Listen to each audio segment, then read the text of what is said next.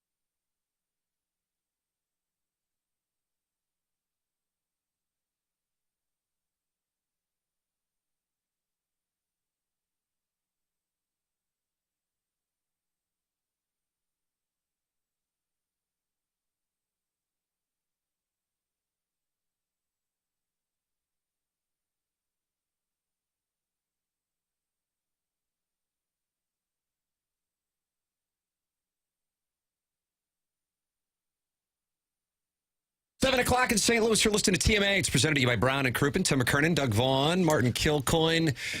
Chairman Kurt in for Jackson Burkett, who is out with illness again.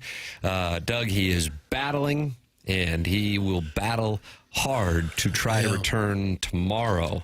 And I also think he is with Brian Windhorst breaking down the Luka Doncic trade. Is that what it is? That's what I actually think is really going on. Well, he's a little trooper and a little champion at that, so he must really be sick if he's not here again. I thought he might be doing a live stream, just 24 hours straight.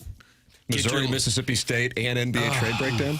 Maybe he's outside Caleb Grill's apartment right now holding up a giant boombox, kind of like John Cusack. Yeah. So Jackson is ill. Chairman Kurt is on the ones and twos. And we welcome you to participate in the program via the text inbox 314-399-9646 by calling in 314-974-0101 and emailing in for the Design, Air, Heating, and Cooling email today, the morning after at InsideSTL.com, as history was made on Friday with the self-made stay-at-home Ladue mom become the first lady ever to win the Design, Air, Heating, and Cooling email of the month. And, man, what a party it was. That was fun. I'm used to bottle service, so that didn't stand out for me, but I know for you guys that had to be a treat. Right, the band was fantastic. I think we all danced the night away. My feet are still sore. It's just such a celebration and long overdue in this industry or any other. Yeah, I was a naughty little girl. That's part of the press conference right there. On today's program, I think you're going to want to stick around for this. Jim Edmonds is going to do his, he told me, he said, this is it. This is like Jordan in The Last Dance. He goes, once I talk, I'm not talking to anybody else. This is it. 7:45 is the plan. Jim Edmonds is going to join us coming up on the program as Edmonds and the Cardinals parted ways on the FanDuel Sports Network broadcast for the upcoming season. For the purpose of clarity, we had texted a few weeks ago about him being a regular on TMA, and he said, I don't really live there anymore, and I'm not sure I'm going to be calling games anyway this year, so probably not. And I'm like, oh, okay. So I didn't know that it wasn't really out there that he wasn't going to be doing games. But then on, I guess it was Saturday, Martin? Was it a Saturday news dump? Yeah. Is that a Saturday news dump? Kind of like Saturday afternoon into the evening. Yeah, it was because those stories usually are not weekend nuggets. I think people at home just assumed he was on the broadcast, but just didn't know for sure. I actually had texted him when this show first began to be a surprise guest, just to jack around. Didn't respond. I said, okay. He was waiting. He's waiting for the right moments. The right moment is 7:45 on today's presentation. He might jump on earlier, I'm not sure, but when we were texting yesterday, 7:45. Also on the program, the Colonel will be with us as Missouri. With winning is one thing, but to win in the fashion that they did at number 12 Mississippi State, holy crap, that was something else. And Missouri, I would imagine, will be right around 15 or higher. When the NCAA's college basketball polls come out later today. And ILL comes back yesterday. Martin, we saw the Billikens with a rough one on Friday night. College basketball recap here. Great atmosphere. The Blizzard was fun. Our sports acumen is often in question, Doug. We'll make a bold prediction and then it just falls flat. This guy is the best. Driving down to the SLU game, brother-in-law Nathan, Carson ended up sick. Everybody in the world is sick right now. My son, so he missed the game. So my brother-in-law went. My wife's in the car, and I'm explaining to them who Robbie Avila is. And I said, the best guy on SLU. He's got these goggles. It's kind of a big deal, and everybody knows who Robbie Avila is. Kareem Abdul-Jabbar. I go through this whole spiel. And we're there in the pregame, and I pointed, and my wife said, oh, that's the guy. He's really nice. She said, oh, okay. I would have been surprised. I said, I know. Even Coach Shirt's jokes doesn't look the part. I said, he's unbelievable. He can pass well. He makes free throws. He makes threes. And he did none of the above. And she kept saying, are you sure? And she now thinks that I have the least qualified basketball opinion of anyone ever because Robbie Avila may have played the worst game he's played since like third grade. It was terrible. Yeah, he had all kinds of chances to win that game for him. They hung with him, but he couldn't get the layup to fall. He couldn't get a free throw to fall, a three-pointer. Had the ball stolen a couple times. I'm not sure what happened, but Yeah, that's not the Robbie Avila that we're used to seeing for sure. Nice comeback there. I mean, they got back into the game, but when you dig that big a hole, it's tough. I feel bad for Billiken fans who are always just waiting for something big to happen. And beating Dayton means a lot to them, to the students. There's a lot of St. Louis kids that go to Dayton. But they get them again, Tim, on the road. Chance to get them on the road. So tough loss for the Bills. But I got to tell you, this Mizzou thing, they were picked 13th in the preseason SEC. And they're sitting in third right now. A long way to go. And what John Calipari says is the best conference ever. That's what he said. Best Saturday night ever. at Rupp Arena. Ever. Huh. Yeah. Best conference ever, in Missouri is third. That one, I mean, hey, you win at Florida, God bless America, but to beat that team, and I realize it's Mississippi State, perhaps the least recognizable brand of all of the schools in the SEC. I think that'd be fair because at least Vanderbilt has an incredible academic institution. But as far as sports goes, Mississippi State usually flying under the radar, minus that one college football season. But they're a 12th ranked team in the country, and to beat them like that, holy crap. Caleb Grill, Doug, going off. Shooting from the logo. Yeah. He can really sling it. If you got a guy who can really shoot the threes in college, you're never really out of a game. One of the problems is everybody thinks they have a guy who can shoot threes all day long. And so sometimes you just fall apart completely. But he seems to be the real deal. And as long as he can, jack up those threes and hit them at a pretty good clip, they got a shot. I don't know if you've anybody they play. Have you ever seen a stranger sequence where you go winless in conference, which was embarrassingly bad? And I don't think Laird Veach is like, I got to fire this guy for one terrible season. But he was a new AD. He inherited Dennis Gates, who was hard. And as willy-nilly as college sports is now, you had to wonder, hey, is there any chance they'd fire the guy? I mean, after a horrifically bad season, obviously they thought this guy can turn it right and turn around quickly in college basketball. It's really hard to go through an entire season and not win a single league game. That's hard. That same coach, that same guy that I'm sure last year, I don't know what's going on here, is now got a team that looks like he can make a nice tournament run. That could be college sports from here on out, with the transfer portal being what it is. You're never going to have the same team anywhere close 2 years in a row, probably. Every coach that's struggling right now should be telling their AD, well, look at that guy, Gates. See what Gates... They can all use him as an example to save their job whenever they're on the hot seat. Chairman Kurt is running the board with Jackson out, and I got a text that says, I'm working on the camera thing. But the thing is, I don't know what the camera thing is. If you take a look at the YouTube feed, the moneymaker is not on camera. Oh my God, Doug, I'm not on camera. Where's Tim? Boy, a lot of Hitachi magic wands are not being used right now. So camera work was not part of my training with Professor Burkett. It's He's a professor. It's usually just to set it up, hit go live, and once we turn the mics on, those cameras are connected and they fire up. Tim's did not. It's unacceptable.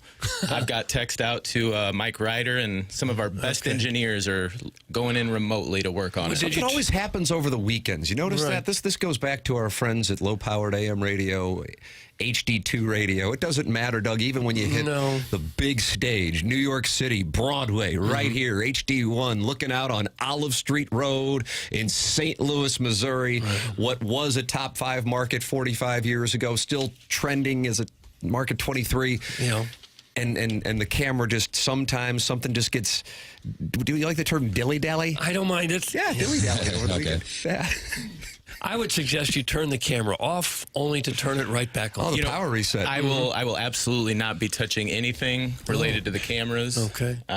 Would you like my camera, Tim? Doug, really, you and I should both turn ours. We should. Yeah, get a different Aim mine at him. Oh, there's a 2 Fox live truck out front now. I think is that for the self-made stay-at-home Laduma? No, I think they're doing a story on Tim's camera not working. Breaking news live. Well, Doug, what we'll do is we'll soldier through here on the presentation. Tell the people about Mark Milton. He's online at stltaxlawyer.com. He's a big Billiken supporter. Oh, he's a huge Billiken fan and a huge hockey supporter, too. I saw his advertisement out at the Maryville rink over the weekend when I was watching little hockey game out there. Mark Milton's everywhere, and he's there to help you with your taxes if you need it. But what he really specializes in is helping people who have had tax problems in the past, maybe unfiled returns, tax liens, or bank levies, maybe wage garnishments, or, heaven forbid, you're facing a criminal investigation from the IRS and the godforsaken tax man. That's where Mark Milton comes in. You need to contact him at stltaxlawyer.com. Mark Milton and stltaxlawyer.com provide a local and holistic approach to tax resolution groups. Mark started his legal career with the Department of Justice Tax Division in Washington, D.C., where he represented the IRS in tax cases throughout the country and even received the DOJ's Outstanding Trial Attorney Award. This guy is absolutely one of the best in the country, and now he's right here in St. Louis to help you through any problem you may have with your taxes. So if you have any IRS issues, contact Mark Milton at stltaxlawyer.com today, and you'll be saying, no, I'm not guilty. I'm with Milty. Remember, the choice of a lawyer is an important decision and should not be based solely on advertisements. Ladies and gentlemen, the program is TMA, your Captain's Log DBA, the dossier, which is presented to you by Stiefel, Doug, as we are thrilled to have them on board the program. The Stiefel dossier, Jim Edmonds, coming up at 7:45. Gabe DeArmond, 9 o'clock. Chris Kerber with the Blues getting the win last night after a debacle in Denver on Friday night. But the Blues win last night. He will be with us at 10:15. Then the Design, Air, Heating, and Cooling email today coming your way at 10:50. Tim McKernan, Doug Vaughn, Martin Kilcoyne, Chairman Kurt with you. This is TMA 101 ESPN and the TMA STL YouTube channel.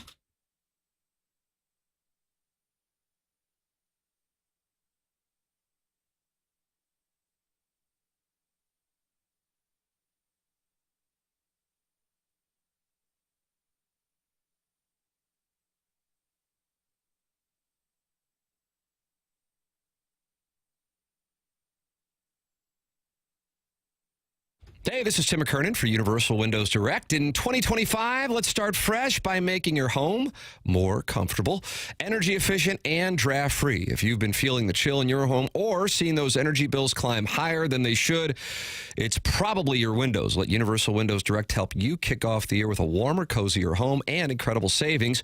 Universal Windows Direct is offering an amazing deal right now. Buy 2 windows, get 2 free. That's right. For every 2 windows you buy, you'll get 2 more absolutely free with no limit and 36 months of no interest financing. That's 3 years to pay for your windows without a single cent of interest. Plus, if you've already received a quote from another company, bring it to Universal Windows Direct, and they will beat it. Don't wait for the winter weather to do more damage to your home or your wallet. Call Universal Windows Direct today at 314-334-2522 to schedule your free in-home estimate, or visit universalwindowsdirect.com. And like me, you'll be saying, I love my windows.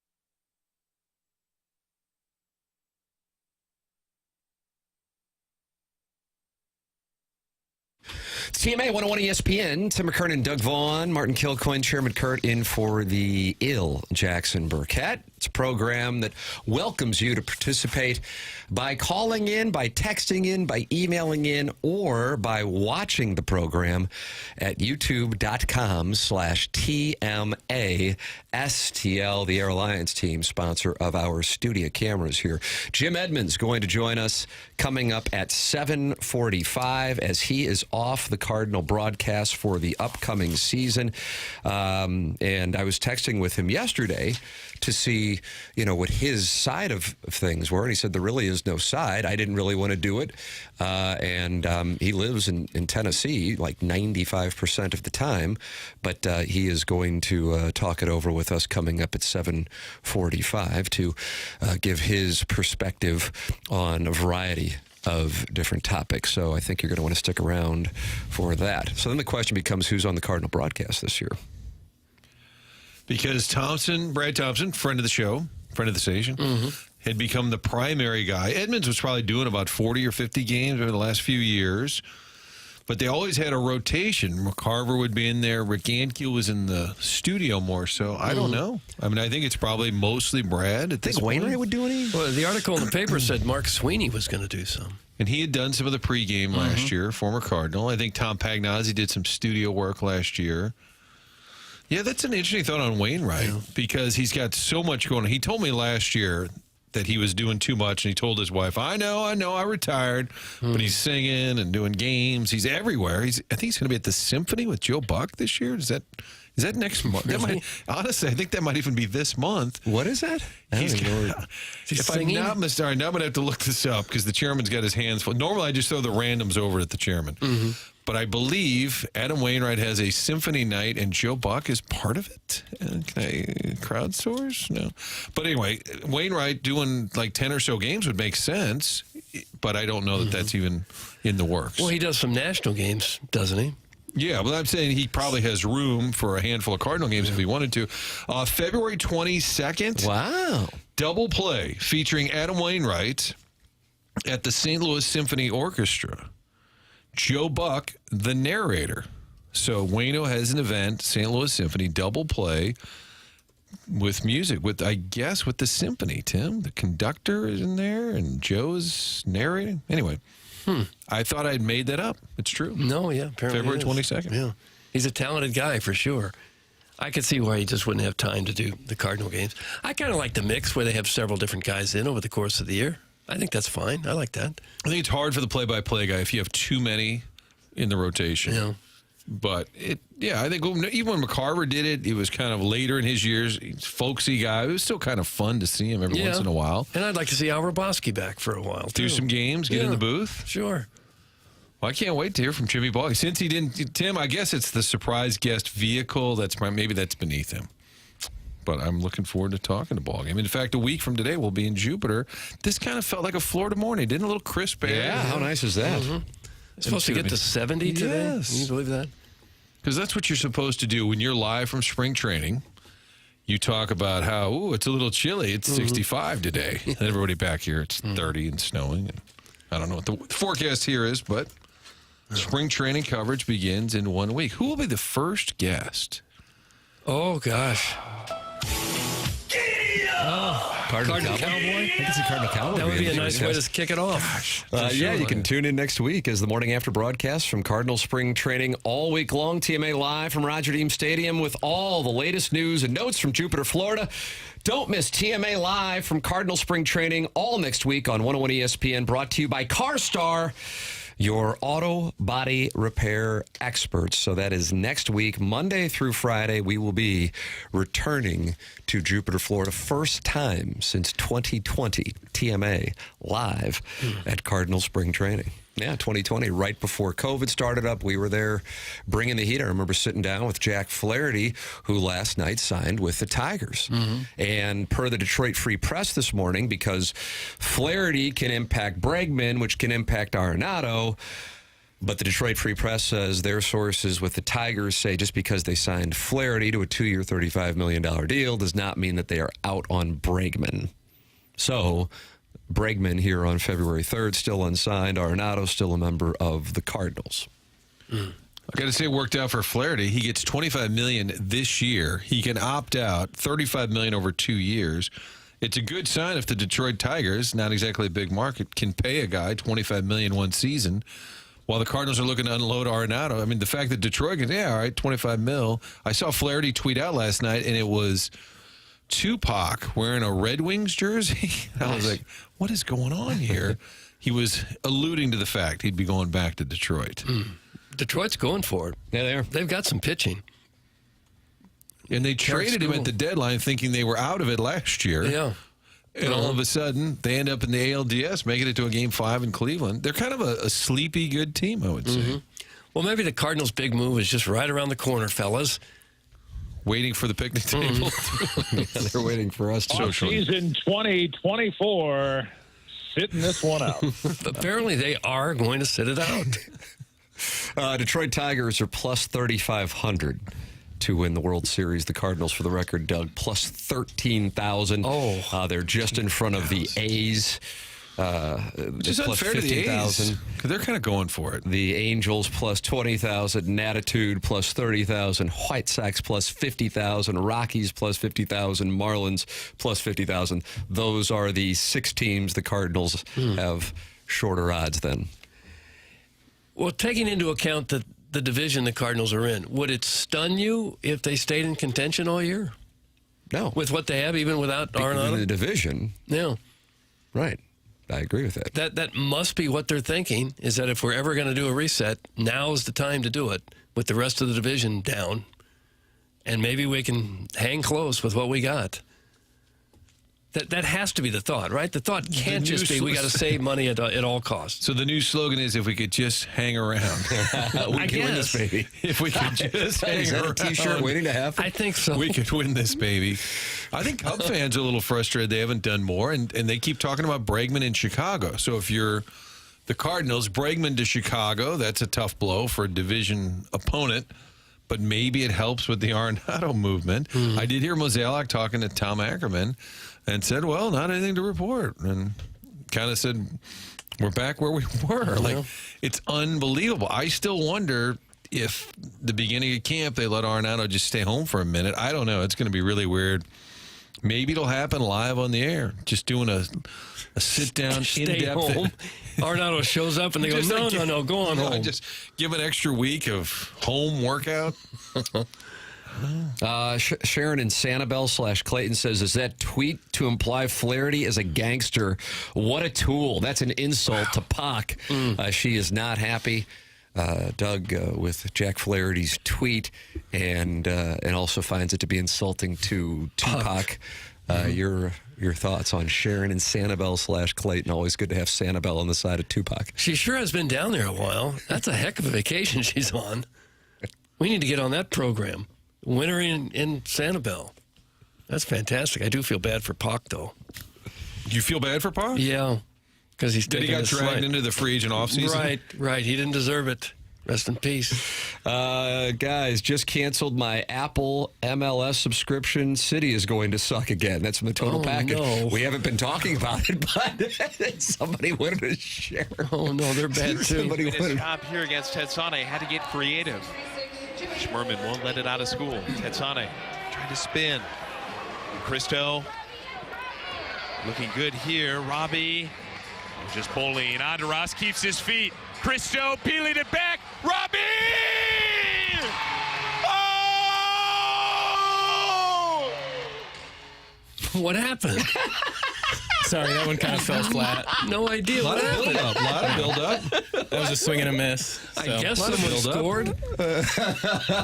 It's impossible to know. Moan. Yeah. I heard a guttural moan. Was that Robbie Avila's one bucket the other night? That's what that was? Oh, that was a cheap shot there. I was just asking. Doug, have you brought out your MLS power rankings yet? Oh, yeah, I always look forward to your February power. I usually wait another week or two. Leave the audience wanting more. We are close to that season beginning. I'm going to see if there are any ML. Maybe Taylor Twellman's rolled out some power rankings. 2025 power rankings. Tim, have you released yours yet? I do not release them, period. I canceled my MLS pass. I think I watched 2 games last year. I'll save the $100. That's from Hunchback of Von Castle. Like, how this topic came up is beyond me. And we got people giving up on the soccer team 2 years in. Doug, the Blues. I mean, let's not forget about the win against Utah, but I think that many people have officially moved on, considering the effort in Colorado on Friday night. And then in the Cardinals, not a lot of, I guess this is now all Missouri basketball, Illinois basketball, and that's what we got. Well, the Blues now 7 points out of the playoffs, but man, if we can just get hot, fellas, So you still are. If we can just get hot, if we can just hang around, we can win this baby. Maybe this break that's coming up will be just what they need. Got a 6-game homestand wrapped around a 2-week Four Nations face-off. A lot of players are dropping out of that, I noticed. It's crazy hearing how trash St. Louis fans can be. City had one bad season after having the best season, and now they suck? No, these fans suck. That's from the 636. And Doug, somehow, of all the topics, this is the one that's got them going. This is the one that people are worked up over. I didn't see it coming. I love the poorly educated. You can't give up on your team after 2 seasons, can you? Or before the 3rd season starts. I mean, haven't they? You haven't released those power rankings. No, not until a couple of weeks from now. But haven't they sold out darn near every game they've played, if not every one? Yes. But also preseason, look at Mizzou. They're supposed to be 13th best in the SEC. What did we say? What were your predictions? I'm new here, but in that season, TMA season, would have been 19 going into. I think it would have been. I think that's correct. Going into City's first year, would you Lamos predict that? Did you see that I predicted they would win the Western Conference, but bow out early in a playoff defeat to Kansas City. Chairman Kurt catching hell. That was an ambush call, you dork. Go Doggies. That's from the Veiled Prophet. I said it. I admitted it was a swing and a miss. If you want me to leave, I can step out. No, you stay here. Doug, that would be problematic, as none of us know how to run the board. No, we don't have a clue. I just want one morning to go smoothly here with me on this side of the dais. We had the headphone issue on Friday, camera issue today. I can't catch a break, Doug. Oh, the camera situation has not been rectified. No, and we had a little shoot, we'll fix that moment during the break. It did not succeed. So, like I said, our best people are on it, and we'll battle through. How are people supposed to get ready for work if they can't see Tim? Well, they won't be ready. That's all. Nobody wants to have sex with me now. And Kurt, by the way, that position where you are literally standing comes with taking shrapnel, so it's okay. Yeah, no, I'm good. I just want things to go smoothly, and when they don't, I feel it a little bit. Drew said, if you're brave enough to unplug all 3 cords from the back and plug them back in, that's about all you can do. I'm hustling to get to you guys. It'll be at least 30 minutes before anyone gets in. Oh, no. Should we take a vote? Do you want me to go unplug them? Yeah, 100%. All right, hold on. Okay. Don't Chairman's unplug going to go. So wrong. unplug all 3 cords from the back of the cameras? Back of the cameras. Okay. Drew, before I do that, can that happen? This is on air. Can that happen during the actual segment, or do I need to wait for a break? Why don't you tell me what movie you want to see? I would recommend texting him on the off chance he's not listening. Even though I know all of St. Louis is dialed in right now. Drew is now the key to the 7 o'clock hour. Almighty. Guys, I'm actually running late now for work because of this camera debacle. That's from former fan page moderator Neil Allen Craig Paquette. I knew it caused Work? problems. Martin, none of these people have a job. That's from Doug's prison wallet, and he monitors TMA social media for us. We appreciate it. No video of Tim. That's it. I'm out. See you guys next week. Go Doggies. Doug, you look sexy. See you on Valentine's Day. That's from the South City Hoosier aficionado. Okay. If you're a Hoosier aficionado, does that mean you just know a Hoosier when you see one? Is that what that is? It does make somebody, he studies the Hoosier community. I like that. The 314 says Jackson sabotaged it over the weekend. I think he actually came into the studio and unplugged things. It could have happened just to make himself look more important. The dossier says all Luka Laker trade talk is embargoed until Jackson returns. Gosh, that would have been the update in the 7 o'clock hour, I would have 8 o'clock hour, 9 o'clock Can't get to it now. It's been embargoed by Jackson. He entered the dossier. Nobody else can talk Doncic. Look at this. So I see that Chairman Kurt has now it's back to this 3 and then the board on the YouTube chat. Now it's down to 2. 2 cameras. Oh, the picture of Tim is just some plywood. Yeah. What's going on? YouTube.com/TMASDL if you would like to see the plywood here on the program. It is TMA, and it's presented to you by Brown and Crouppen. We'll take a commercial break, come back with more here on 101 ESPN.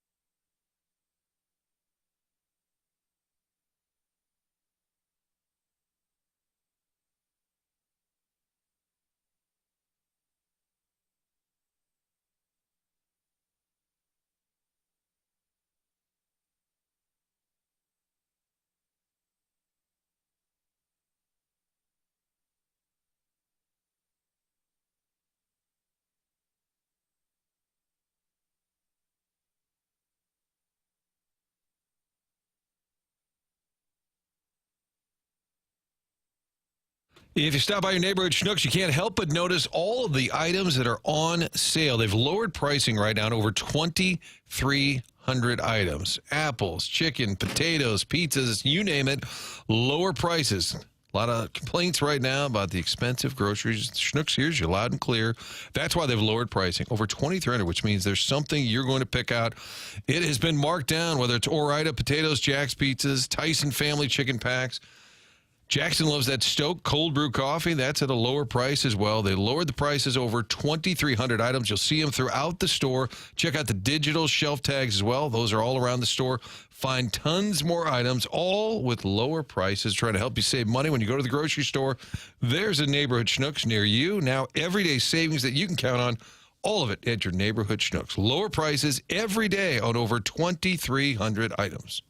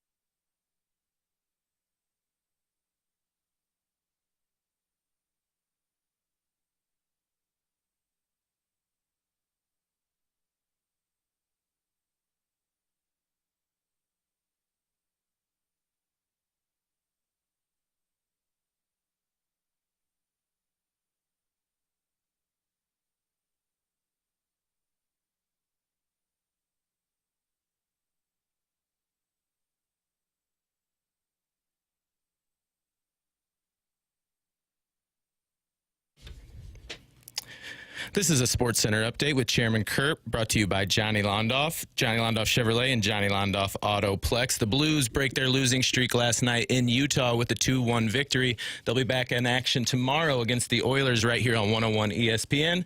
Pregame at 6, and the puck drops at 7. This has been another Sports Center update driven by Johnny Londoff Chevrolet and Johnny Londoff Autoplex. See them at londoff.com. Chevy, together we drive. Are you kidding me?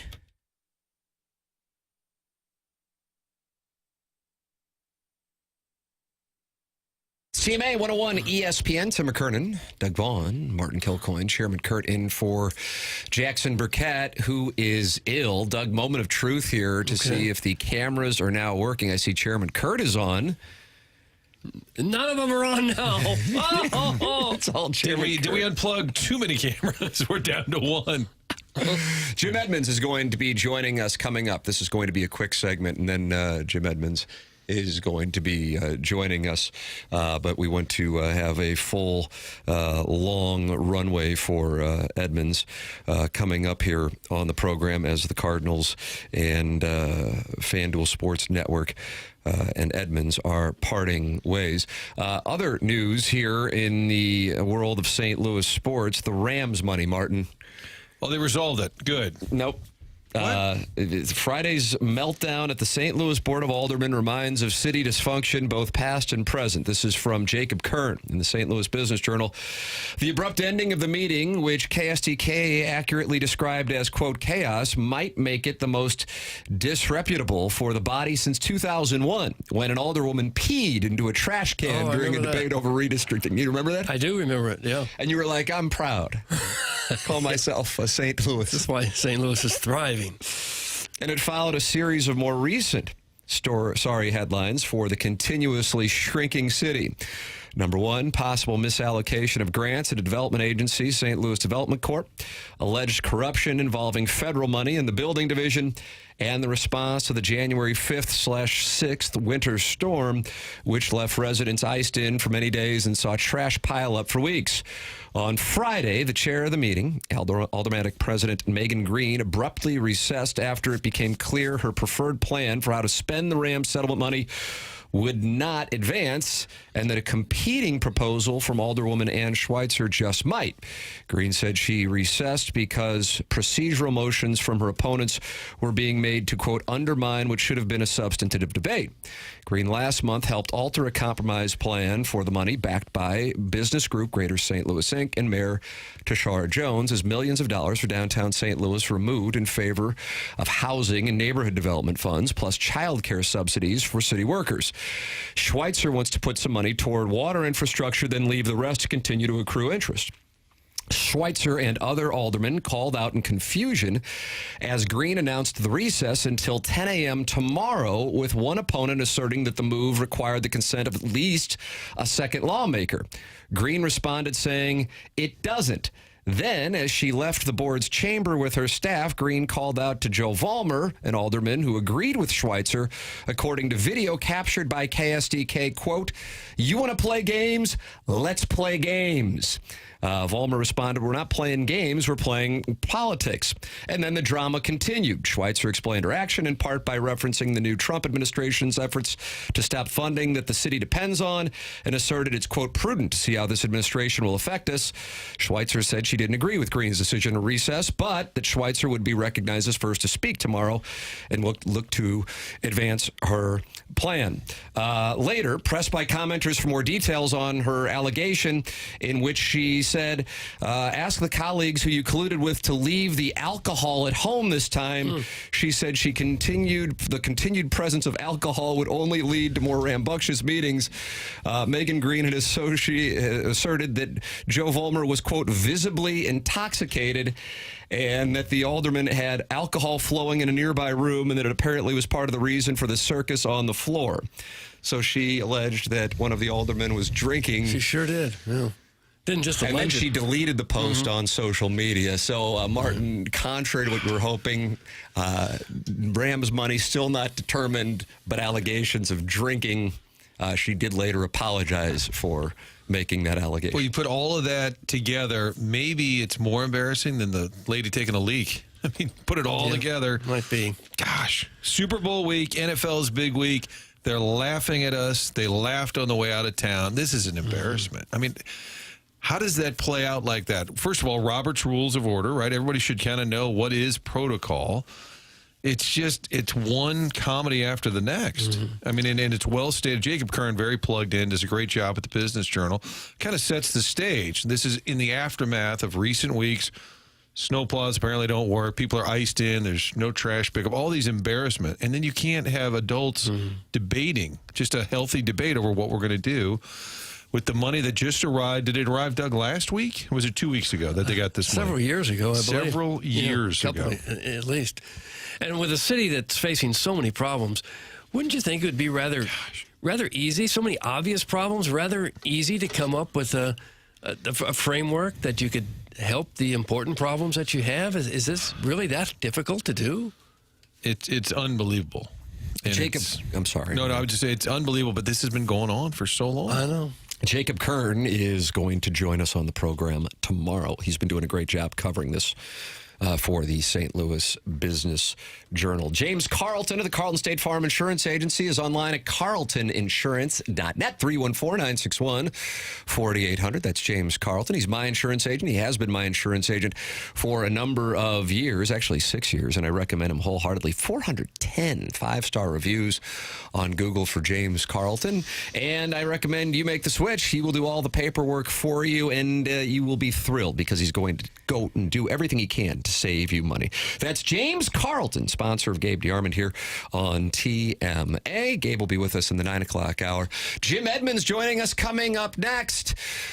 Looking forward to the conversation with Jimmy Ballgame. That's next here on TMA.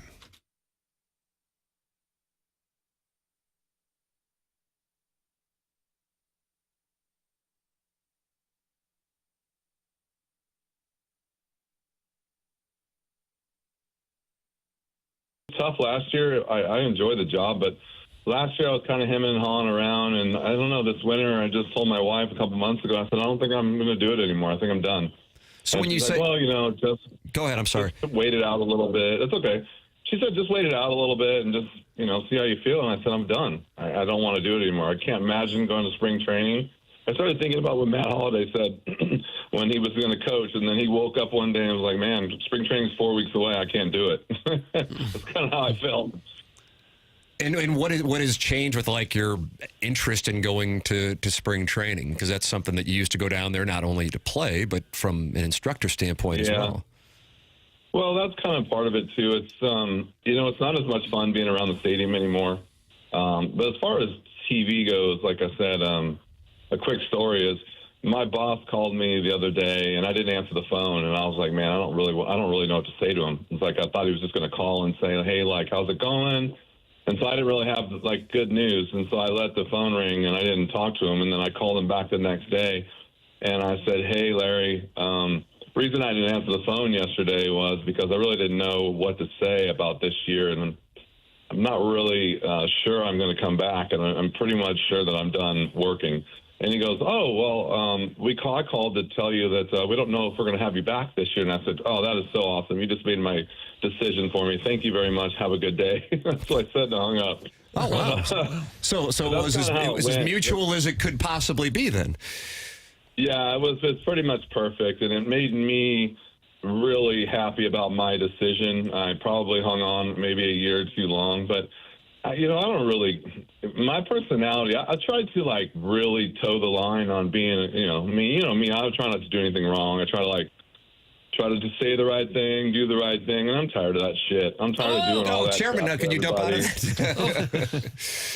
I'm tired of doing that for everybody. I'm tired of listening to the critics. I'm tired of guessing if I'm doing the right thing or not. And I just had enough. It's total chaos. People working every day. I don't know where they're supposed to be. Can't get mics to work. TV doesn't work. Replays don't work. The game is so fast right now. You don't even have time to talk. They don't need two people in the booth. It's just commercial after commercial. It's commercial.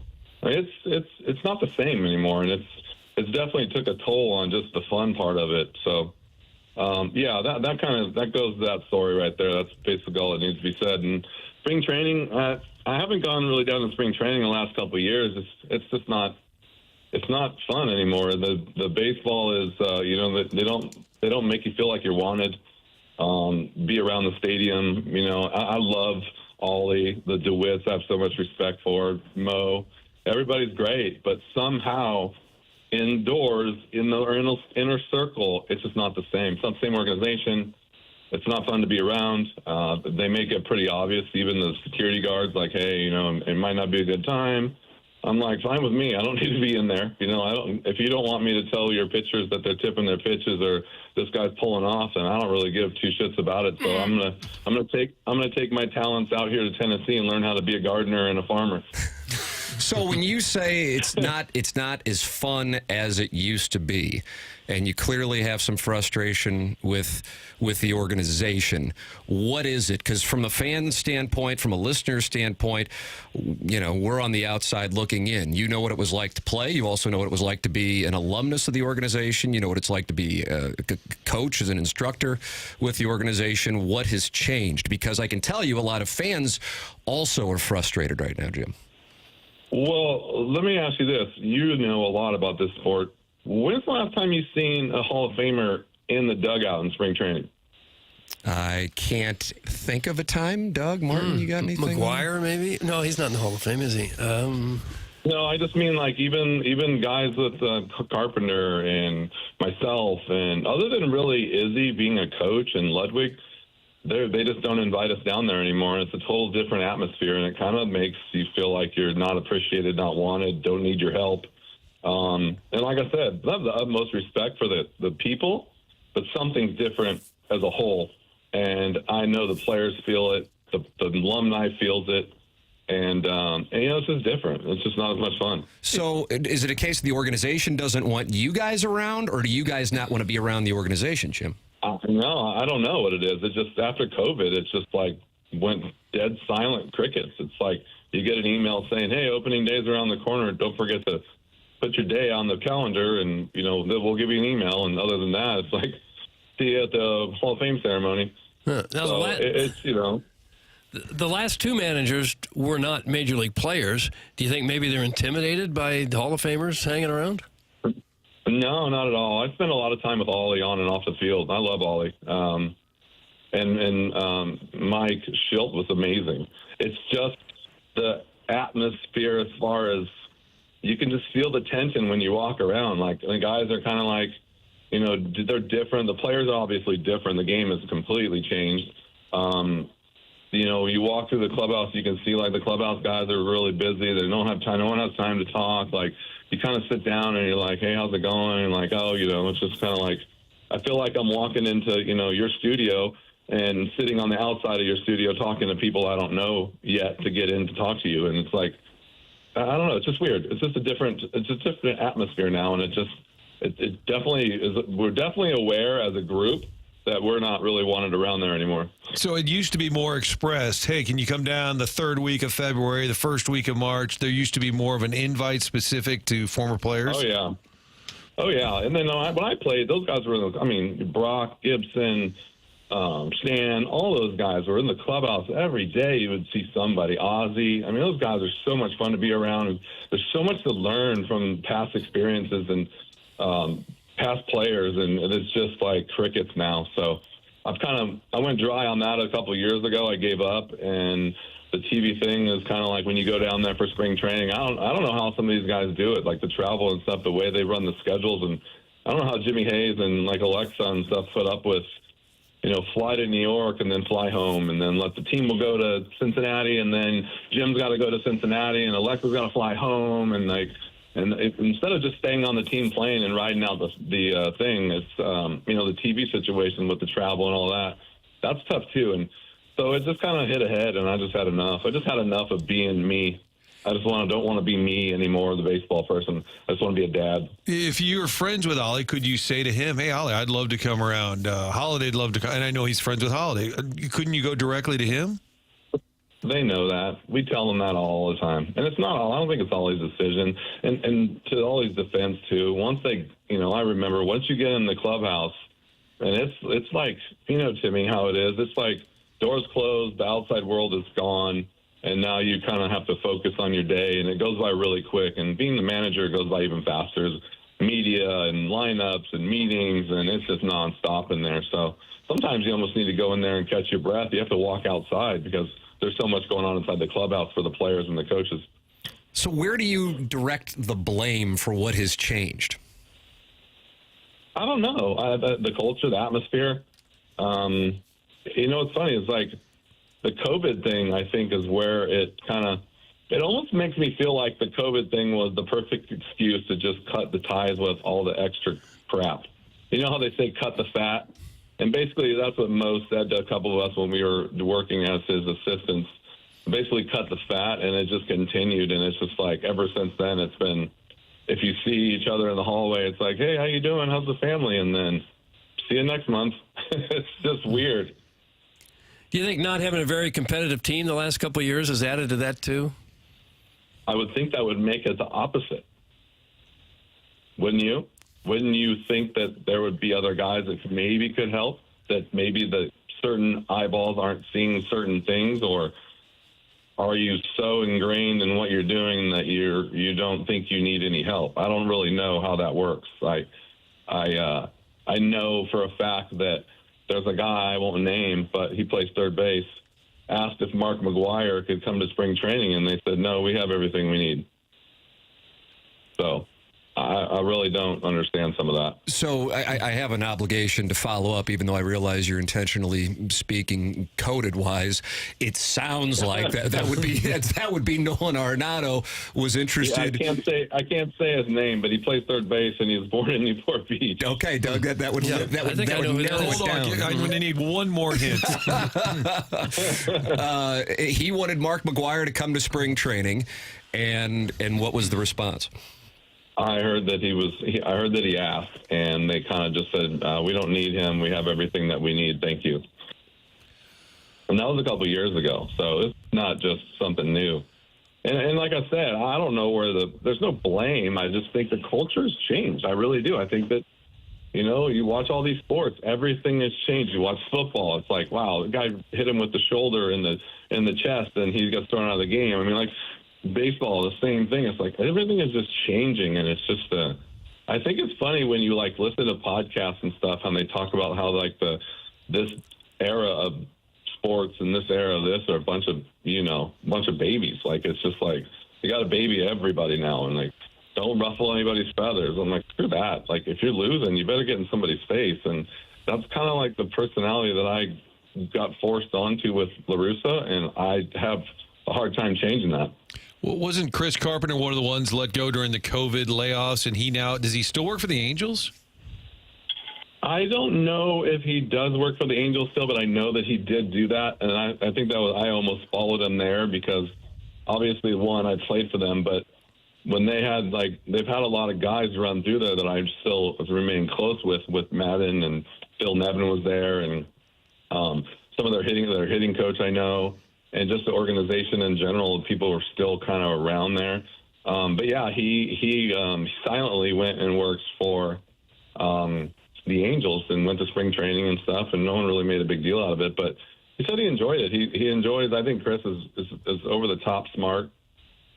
He's a baseball savant, and if you would to sit down and listen to him for 5 minutes, you'd learn a lot. Like, he would be a good person to sit down and talk with every day. If I was a pitcher, I'd be up his butt trying to figure out how to get better.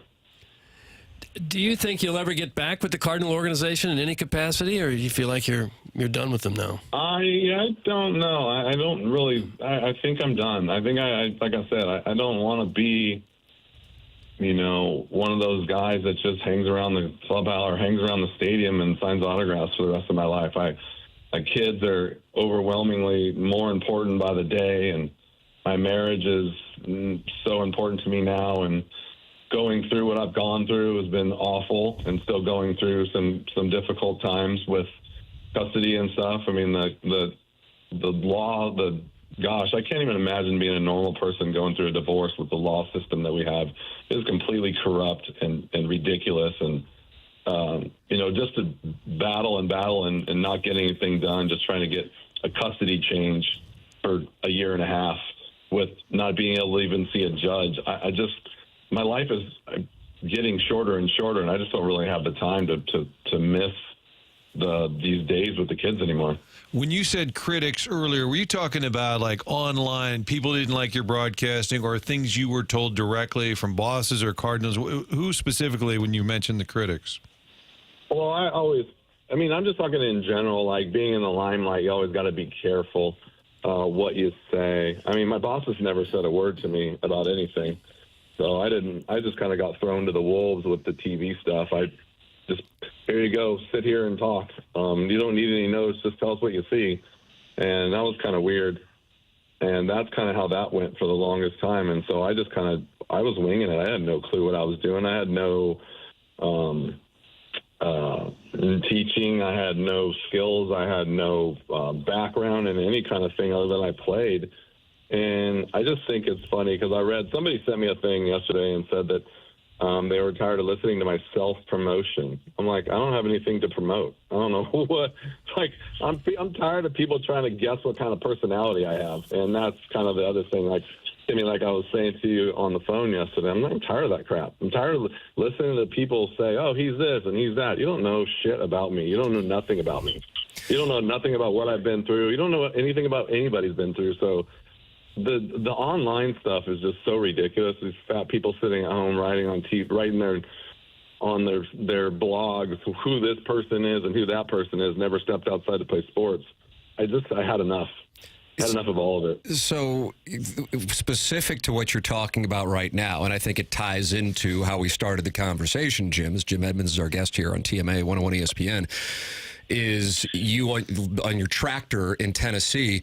Part of being on the tractor in Tennessee is to get away from not necessarily the life, because you're obviously grateful for what you were able to accomplish and therefore experience with wealth, but having people judge you when you know that they don't necessarily know who you are. And when you're in Tennessee, you're not dealing with that.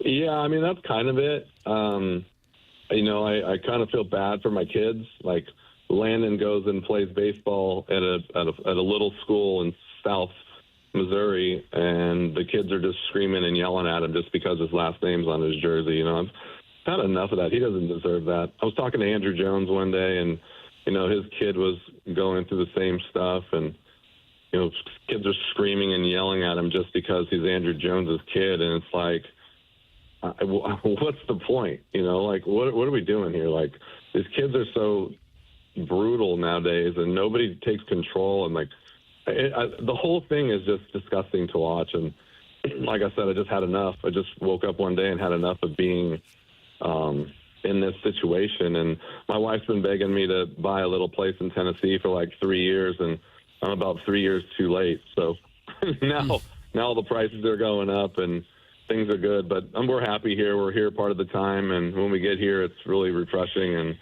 we spend still half our time in St. Louis and go back and forth, but it's a more quiet approach when we're back there now. Well, you had such a fantastic career and had so many people that truly appreciate of what you did on the field. I hope you're not leaving here with a bitter taste in your mouth completely. Oh no, I'm not bitter at all. I'm happy. I'm thankful. I'm just, I woke up one day and I was like, it's time to move on.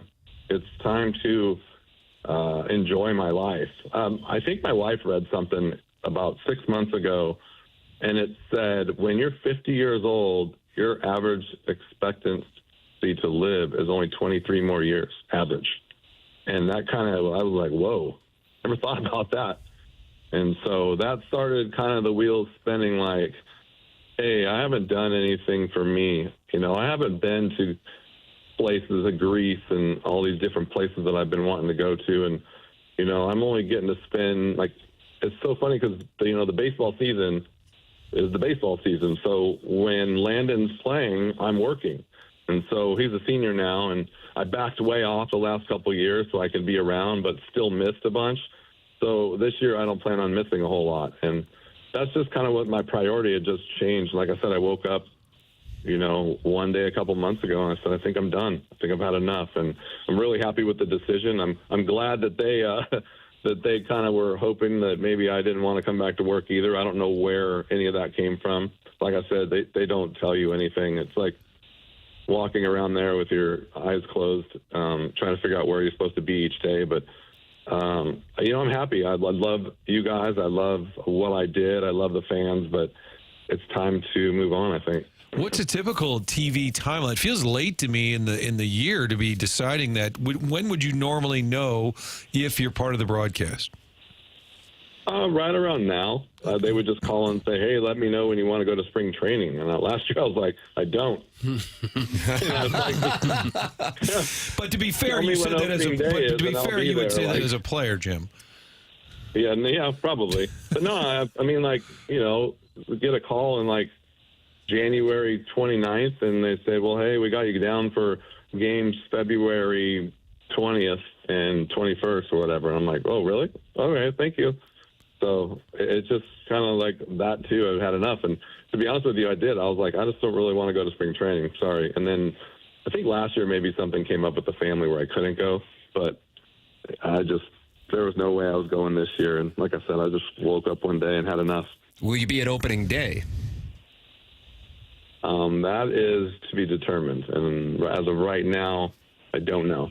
When you talk with some of your former teammates and a part of world championship teams, pennant-winning teams, and a bunch of guys who are Cardinal Hall of Famers, do they share your same sentiment for where the organization is right now, Jim?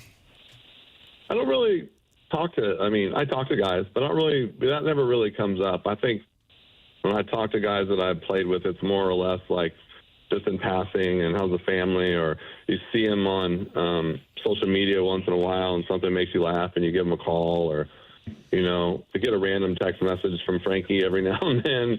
He's like, hey, I'm playing golf with your buddy, or, you get more of those kind of interactions than you do. Just like nobody really talks about what goes on the baseball field other than when you're say at a reunion or at opening day. And, I love it. Sitting next to Mark McGwire last couple of years at the Hall of Fame ceremony, it's awesome to catch up with these guys. You see them. Fun. I learned, a carpenter lives in Texas now, and he lives on a little bit of land. I think he said he's got cows, and who would have known? These guys, everybody's got their own thing going on, and it's kind of cool to see that people have just changed directions in their lives and moved on. I think people are finding this surprising because the Cardinal organization is so into nostalgia, so celebrate the past so often, especially with former players. Organizationally, things are changing. Chaim Bloom's going to be taking over. Mo's going to be either leaving or going into a different role. How do you address this as alumni? Is there some voice that goes to Bill the Third or Bill Jr. and says, listen, there's a drop-off here from the way it used to be. We love this organization. Will somebody be able to take that mission on and maybe try and fix this? Done it. I've done it.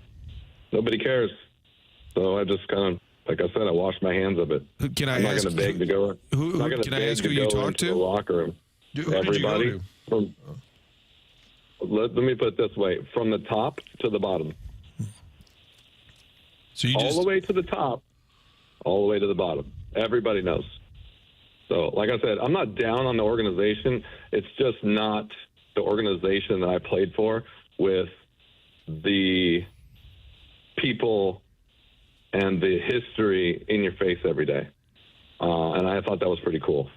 I'd love to be in there and sit down and walk into the clubhouse one day, and there's Bob Gibson. And I think, Timmy, I told you this story one time, and I walked in to say hi, and I had to ask Tony La Russa something, and then Gibson was in there, and I said, hey, Mr. Gibson, would you mind signing this bobblehead for me? It's for a friend of mine. He goes, would you mind getting some hits, please? That's a fair trade. I was like, all right. I'll come back. And he goes, no, come back in here. I'll sign it. But, that's the stuff, you don't get that, that just is special. And listening to those guys talk in the dugout, God rest all their souls, was amazing. And it's sad that they're gone and everybody's moved on. Has that kind of culture and atmosphere changed just with the Cardinals, or is it all over baseball, do you think? I don't know. I really don't know. I know some guys still go to spring training here and there, but I don't really I don't really pay attention to it anymore. I don't watch it. I kind of removed myself from it a couple years ago. I tried to pay attention to what my job was as far as TV, and when I'm not doing TV, I'm trying to take care of my family. That's basically as simple as life can get, and that's my life right now. Trying to keep everybody in the right direction with a 18-year-old and a 16-year-old and 8 and 6, and so I love having them around. I love taking them to Tennessee. It's hilarious to watch the boys play on the tractor, and I got my son. He's 6 years old, and he's learning how to drive our four-wheeler, our side-by-side, and he was helping me pull logs out of the river the other day by literally driving the side-by-side with the winch. And that kind of stuff is priceless to me now, and can't do that in St. Louis as far as without, driving down to somewhere and putting it all together. But those kind of things are what I needed to do when wanted to change for my family. I will say this for people who enjoyed your broadcast or people who didn't like your broadcast. The one thing I would say about you is you've never tried to fake anybody. You're always just yourself. And people made fun of you for reading your text, but that was you. I mean, hey, Landon texted. I thought it was hilarious. Hey, I just got a text from Matt Holly. Personally, I got a kick out of that. Of course, it gives people fodder, but do you feel you've ever been anything but yourself? Whether it pisses people off or not, you're just yourself. No, that's it. That was me. The thing for me is when I watch games, I can't stand to listen to people talk. I want to watch the game. I don't need to know that the 1-0 pitch is coming, the 2-0 pitch is coming, the 2-1 pitch is coming, and who the general manager for the teams we're playing in 3 weeks from now, and what this guy did in 2004. And it's just I want to watch the game. And so I felt like when I was doing the game, people wanted to watch the game. And if there's something funny or something interesting, it's not just okay, here comes the 2-1. I feel like I'm Jack Buck on the radio. That's what I'm listening to every day. He's so perfectly, you got to be pitch by pitch on the radio. And I'm like, this is TV. You can see the replay. What am I supposed to say? And that's what I was saying now. The game is so fast now. It's almost like Chip could do the game by himself. And a matter of fact, last year, I think it was last year, maybe 2 years ago, last year, Landon was down in Atlanta, and the very first night he got there, the family he was staying with for summer ball, the house burnt down. And I don't know if you remember this, Tim, but I left, and Chip did the game on a Sunday afternoon in Houston, wasn't it? Houston. Yeah, Houston by himself. And I'm like, how was it? He goes, it was fine. I'm like, I figured, but we can't, that took some of the fun out of it, too. I'm like, hey, can we show that replay? Sorry, we don't have time. Or, hey, can we dial back on a couple of those fastballs or that last hitter? No, we can't. We can't go back and just grab the fastballs. We got to watch the whole thing. So even that kind of stuff wasn't up to par as far as what I thought I was going to be able to do, or diagram stuff on a TV, or that's I got to ask a month in advance. And hey, we got to really put this together. And hey, the technology for me in the TV world too was kind of not as up to date as. They can do games from anywhere in the world, but I can't get a replay on a slider in the third inning, to a certain hitter because they have to go. It's just not able to be cut that fast.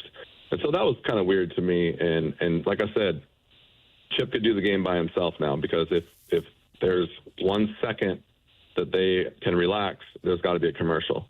And so, or the pitch is coming.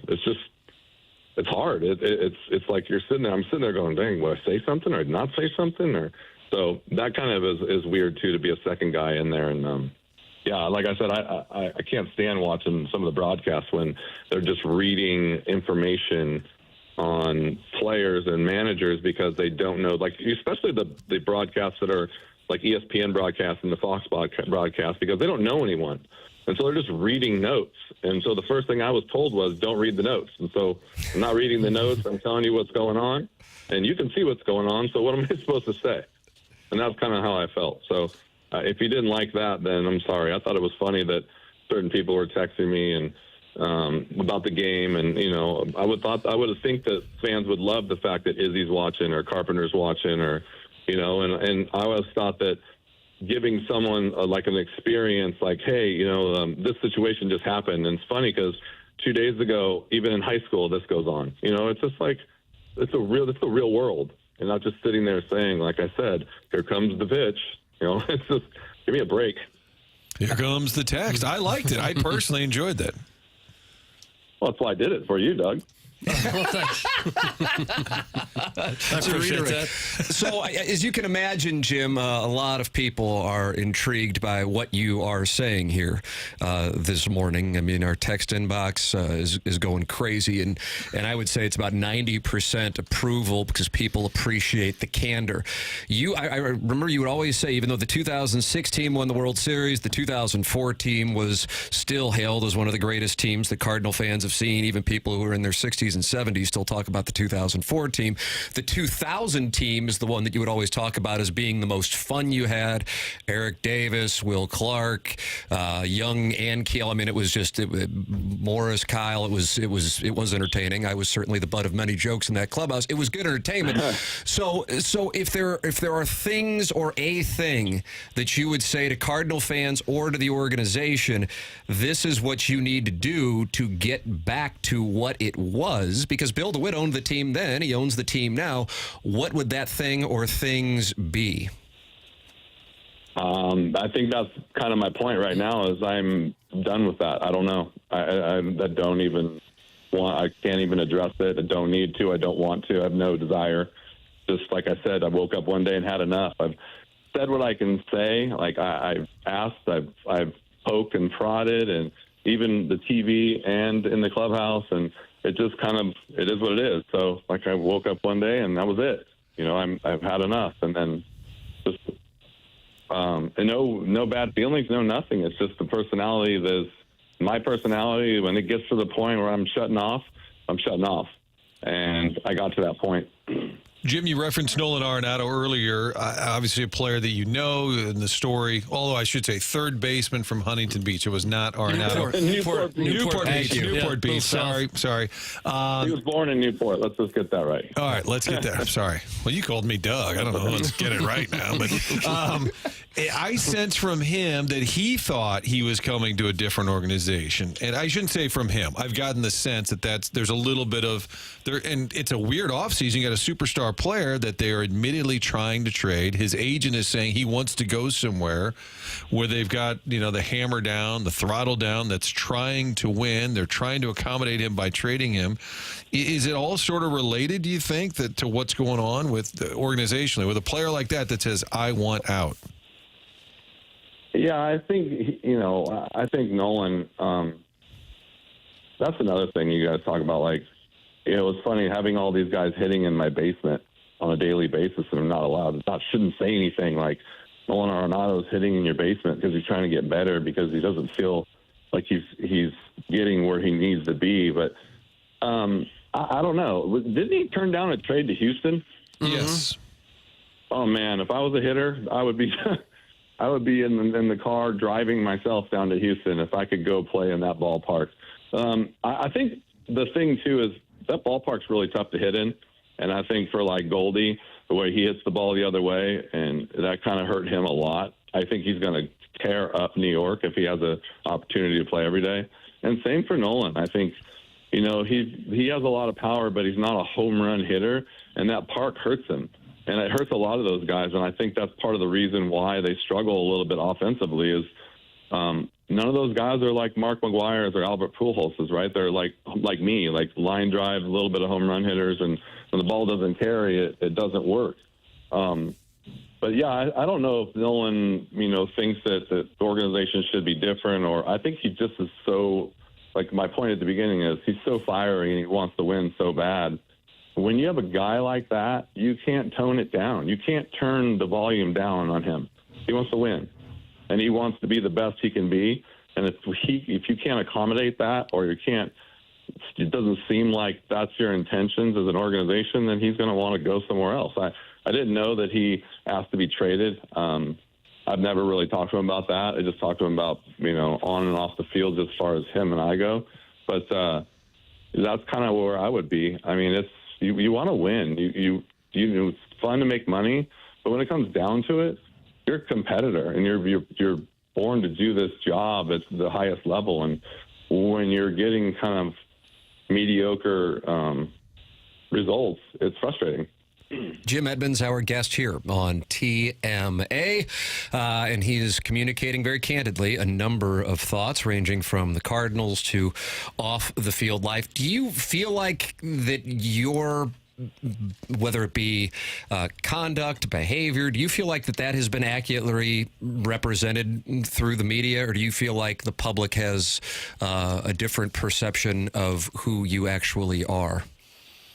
I don't really know. I don't really even know what my conduct would be, to be honest with you. I don't, you know me, I don't really care about that. Don't even get me started with the Post-Dispatch. Like, their creations that they make, and what a joke that is. I haven't spoken to them in 4 years since they printed my address in the paper. But that's for another time, I guess. Why was your address in the paper? I was going through some stuff with Frontenac, and apparently, like, they got the word out that they were, like, not suing me, but give me a violation. And I don't know, somebody at the Post-Dispatch thought that would be really cute to talk about and print in paper. And they were willing to, like, almost, I don't know if they put my address in the paper, and I think they did, or my street. And so I called up it was online, and I called up the sports director, or whoever was in charge, and I said, hey, listen, I don't appreciate you guys putting my address in the paper online. I said, you get somebody to take it down.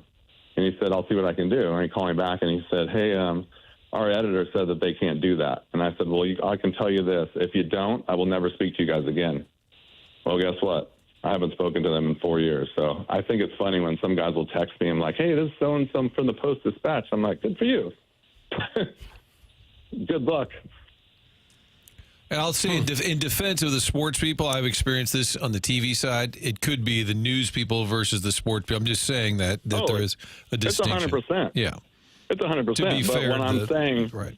Here's Jim Edmonds saying, please take my address off your paper, you would think someone would be like, hey, this guy's saying he's not going to speak with us anymore, and he's kind of an important part of this organization. Let's maybe think about this. And they didn't care, so I won't speak to them ever again. But I just still think it's funny that a lot of guys don't remember, so I'll get a text here and there and like, hey, could you have a minute? And I'm like, absolutely not. Yeah, and it has to be uncomfortable that half of St. Louis is fascinated by your house.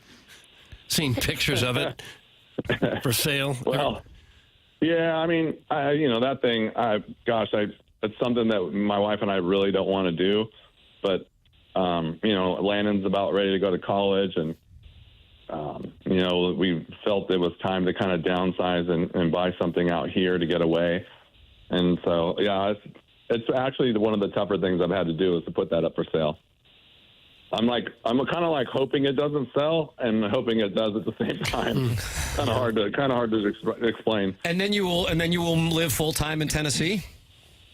No, I will buy something small in St. Louis until the kids are done with school. Either that, or I can until I get the kids to come stay with me full time in Tennessee. Whatever one can happen first. But like I said, the family court system is one that could be upgraded with the utmost urgency, and it's a joke. So trying to just get someone to sign a piece of paper takes a year. Is this cathartic for you? Kind of, there's a lot on the table here, a lot of that we've gone over. Do you feel better? I mean, it feels a little therapeutic. Yeah, I mean, like I said, I'm sitting out here watching the sun come up over the trees and the tractor, and there's nothing but birds and no one to worry about, and no one to talk to, and no one to discuss baseball or divorce or kids or anything. It's awesome. My wife and I are having the times of our life right now, and even if it's only part-time when we get out here, it's pretty awesome. Well, we may call you during the baseball season just to talk farming, if that's okay. I'm going to say, I hope you don't have any baseball questions. I will not be watching. You will not be watching. I was going to ask that. Are you planning on watching at all? I don't even watch when I'm not working, right? Like, I got to that point, when I'm not at the stadium.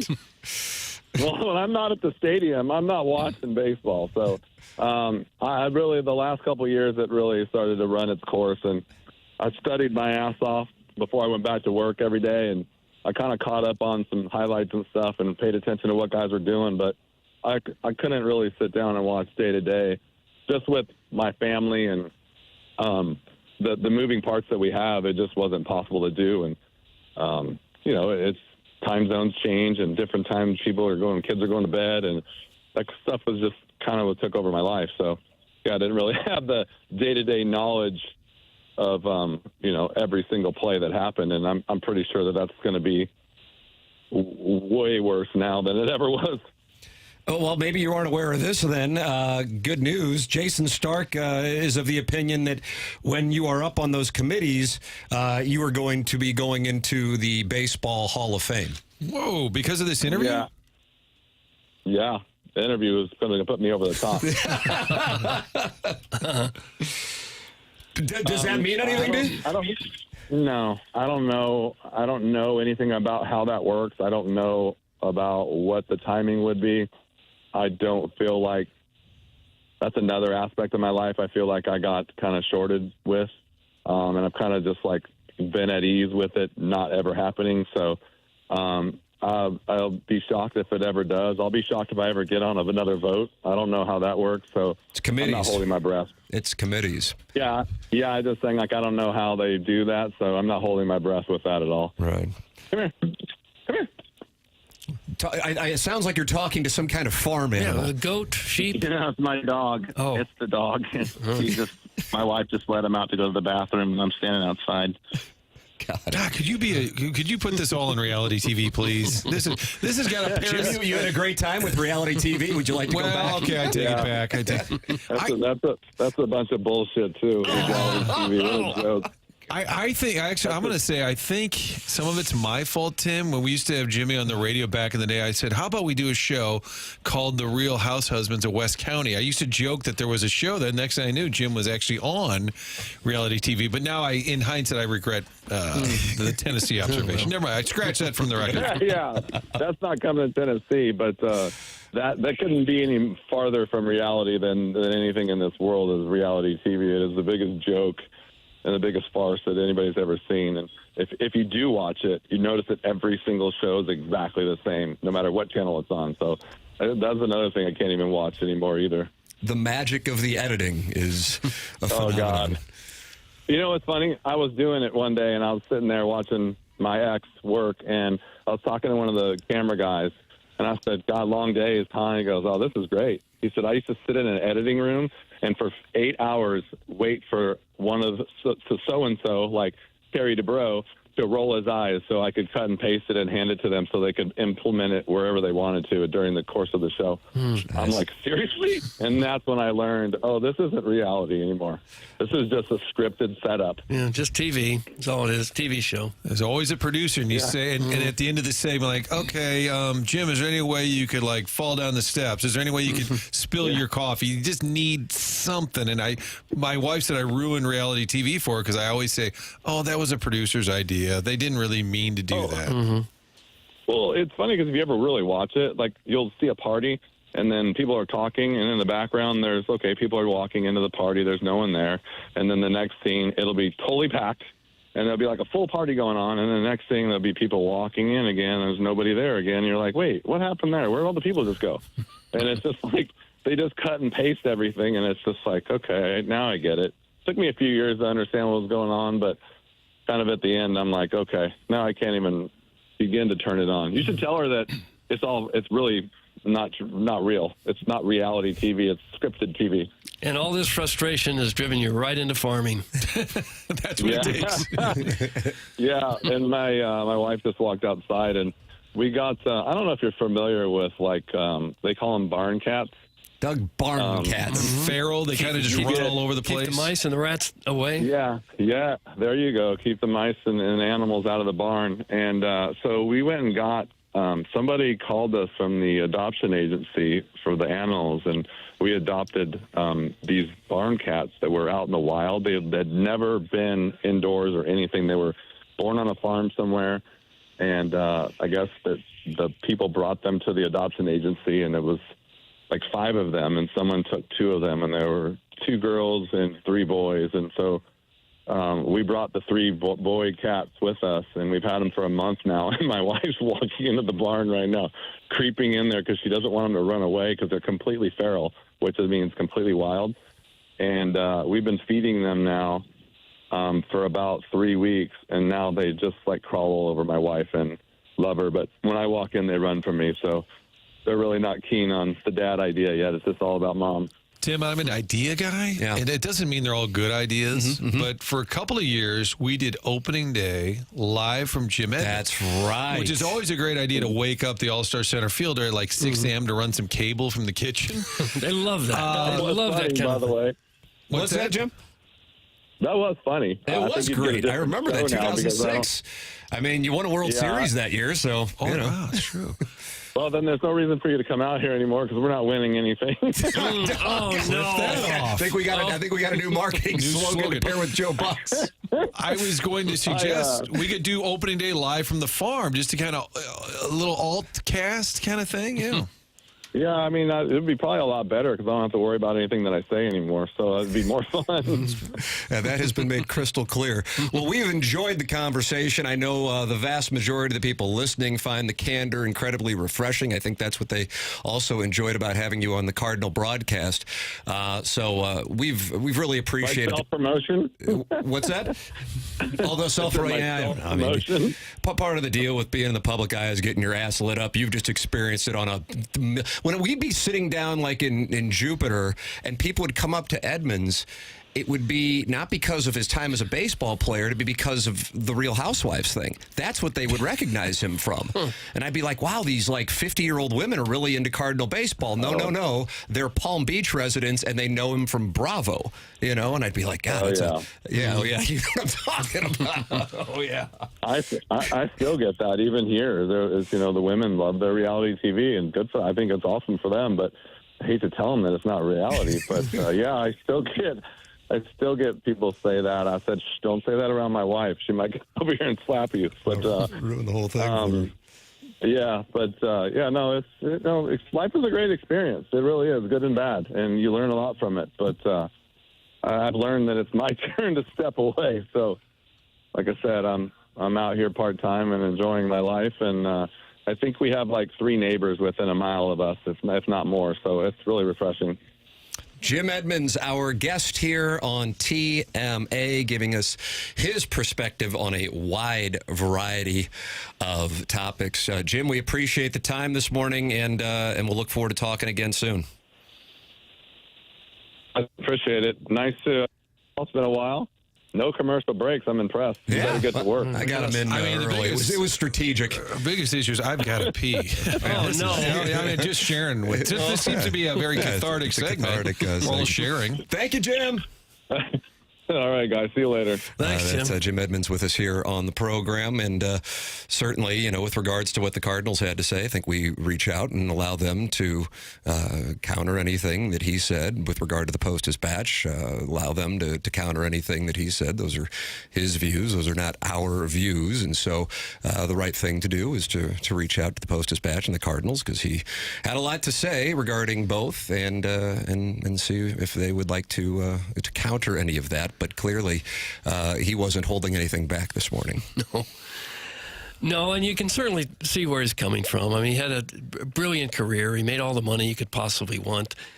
He did the TV thing because he thought it was fun. It sounds like it turned out to be a little bit more frustrating than what he thought it was going to be. And at this point in his life, with kids who need a dad at home, he's just had enough. He's lived his life in the public eye as an athlete, and then you get into the reality TV. Like you mentioned, that's a whole nother layer of fandom. Everybody kind of knows your business. I think the text line has been pretty supportive. They enjoy the honesty. I think for a lot of the fans, they're probably selfish. They don't care about his life. They care about the Cardinal organization. So I think that stuff hits hard for a lot of the baseball fans that are saying, what's going on down there? If the veterans don't feel welcome, if Arenado's suggesting we bring a Mark McGwire and they say, no, we don't need that.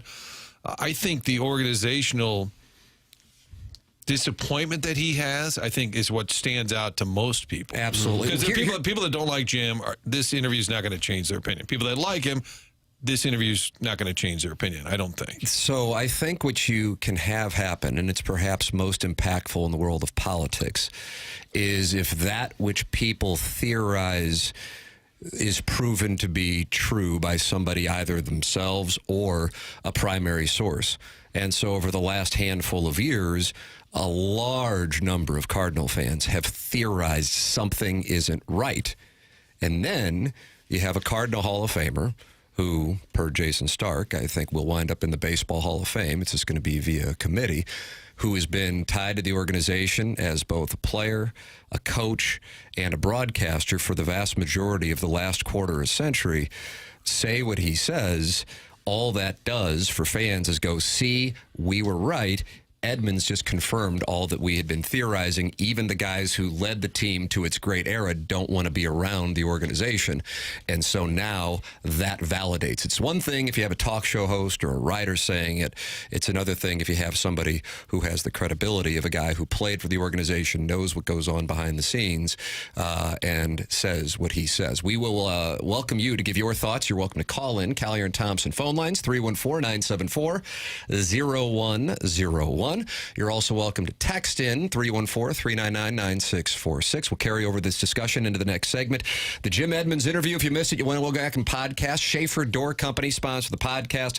And then you can also listen on the TMA STL app or 101 ESPN app. That is how you can take a listen to it. It was about a 45-minute conversation with Jim Edmonds. Moritz Reusch, a sponsor here on TMA. They are located right across from the gallery at 1034 South Brentwood Boulevard. Online at ninjabling.com. If you're thinking about jewelry for your significant other for Valentine's Day, go to ninjabling.com and go in there and get a chance to meet with the family that operates Moritz Reusch. I've gotten to know them, and I think the world of what they can do for people who are in the market for jewelry, because let's be honest, most of us don't have a clue about it, and it's an uncomfortable process going, I don't know what I'm going to spend. I don't know what I want. That's why you get that one-on-one service at Moritz Reusch. And it's straightforward. No twinkle lights. They'll work within your budget. Check them out on Facebook and Instagram. Go to ninjabling.com. They're located on the 15th floor of the Tower Building across from the Galleria. Tim McKernan, Doug Vaughn, Martin Kilcoyne with you. This is TMA, presented to you by Brown and Crouppen on 101 ESPN.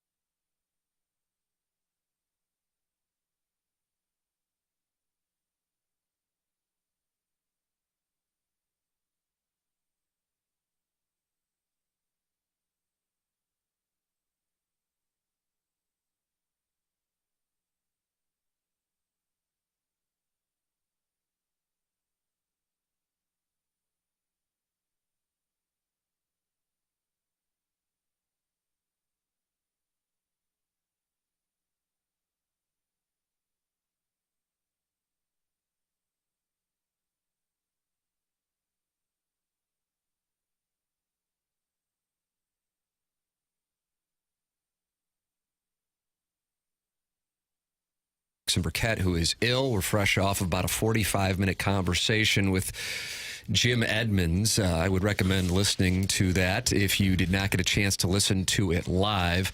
Martin, let's start with you. What stood out to you most from that conversation? I was taking notes throughout. No fun at the stadium. Yeah. And that's as a former player who, those guys come back. There's a lot of glad handing. Hey, good to see you. Mm-hmm. So he was hinting at, and I get it. First of all, I think there's the caveat when it's Jim. People, oh, he's just a whiner. He's a baby. So you have to kind of put that aside. And is there something more that he's trying to address? Just organizationally, he sounds like the fellow players are disappointed. They don't feel welcome. And then when I said, well, have you done anything about it? He said, I have. Top to the bottom. Meaning the DeWitts, I'm sure Mo. Basically saying, none of us feel welcome. He had a specific example where Nolan Arenado, not named, just a third baseman from, is it Newport Beach? Okay. Mm-hmm. Wanted Mark McGwire to come around and was told, we've got everything we need here. You don't want to be an organization that's paranoid or intimidated, so you want to have some of those kind of voices coming back. Again, we should ask the Cardinals. I think maybe the next break, I'll even text or call B3 and say, hey, just so you're aware. That's exactly what I was thinking. And say, hey, this is what was discussed today. You guys are certainly welcome to respond. And they may say, hey, that's Jim's opinion. We have no problem with that. I don't know. The TV side of it, I'm surprised it's this late in the game that they're deciding. Maybe that's just sort of his arrangement. I would think most broadcasters know in November or December, hey, am I back with the team? How many games am I doing? But maybe with Jim, it was just kind of a loosey-goosey kind of deal. So maybe that's not of note. But I think the bigger story is not he's broadcasting, whether you liked him or not in the booth. I think it's still about organizationally. He says it's no fun down there and the former players aren't welcome.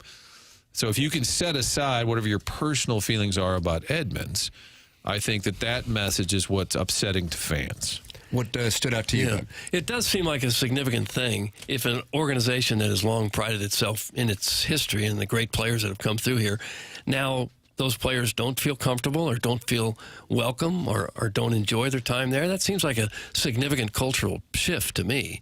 And I don't know what they do to get that back. Yeah. I don't know how much 2 really bad seasons has complicated all this, where everybody's down and upset and nobody's happy and feeling in the mood to be doing a bunch of back patting and things. Losing can do that to you. Losing can really crunch the atmosphere and the culture of an organization, and maybe that's what's happened here.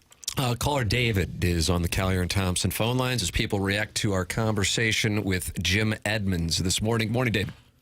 Hey, good morning, guys. Morning. Welcome to the show. David. So I love Jim Edmonds, favorite ball player. I think that man loves this organization. He's dedicated most of his professional career to this team. I don't think this is a message on vengeance or vendetta. I think he's getting on the airwaves frustrated and with his love expressing true concerns. And I think it's 100%. You could probably validate it. And I think one thing I want to pull from that interview is when he kind of hinted at, look, I have Nolan and Goldie in my basement trying to figure things out that they seem to not be able to get help with. And I think about those 2 players no longer being part of the organization. I think about what's left. The young, controllable players, easier to maybe implement a policy of this all needs to stay in-house, outside voices stay away, Jimmy, no thank you. And when I'm listening to Jim, I'm hearing someone who might be a little hurt, a little bit spit up, chewed out, trying to give you my professional advice. And I'm turned away each and every time. And I'm not the only one being turned away. We have guys that helped build this franchise and what it's become. And they're not being invited. They're not being listened to. And as a fan, you hit it right. You hit the nail on the head. It validated a ton of concerns I think I already had. And I have even more anger. And I feel like this team has completely lost its way. And I'm so sorry that Jim Edmonds felt that way. And I want you to send him a text and let him know that this is his home. We love him and never go away, because that's what he deserves. David, thank you so much for the phone call. Thank you. That's David with his thoughts in response to the Edmonds interview. I agree with his observation that, he's working with Arenado in his basement. He has a batting cage in his basement, for the record. And what does that say? While he is grinding it out, and that Arenado made a request to the Cardinals for Mark McGwire to come to spring training. And we tried to ask him who it was that he was saying was responsible for these things. And Martin, when you asked, he said from top to bottom. Whether it be the McGwire thing, the lack of representation from Cardinal alumni, the cold shoulder, so to speak. He says he's brought it to people from top to bottom. So he didn't name anybody specifically per se, but he said from top to bottom. Even Willie McGee left. Was that last year or the year before? I don't know if that's a similar situation, if he felt similarly. Or Well, he's always been difficult to get along with, right? Not really, no. Okay, no. I got something. Well, and I had him on the podcast, and you're not going to get Willie to drop bombs. Let's be honest, right? But I think there's a little frustration there, like kind of the way the game is shifting. Now, that's more about Major League Baseball in general, but I think they made it clear to him, hey, the workload is this and that and the other, and he's like, I'm good, man. I'm there. He's there earlier than anybody in the building.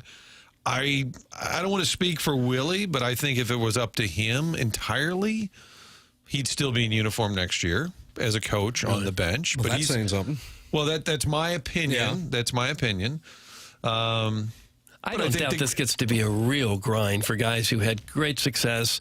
They get to be in their 50s and 60s, and their kids grow up a little bit. All the travel and the long, long season and the days, all the time away from home, I don't doubt that it's probably really hard to hang in there long term. Yeah, but is there a kind of new school, old school war going on in sports in general, baseball specific, where maybe, hey, here's how we used to do it, doesn't have a place? And I think that's kind of a feud that's going on within the game, and I think it's playing out with the Cardinals as well. If like, well, here's how we used to do. Well, yeah, we don't do that anymore. I got a laptop that tells me what to do over here. Yeah, but hey, Willie, where would you put the outfielder? Well, hold on, what's the computer say? And I'm just making that up as an example. I'd go with the guy who played. I'm sorry.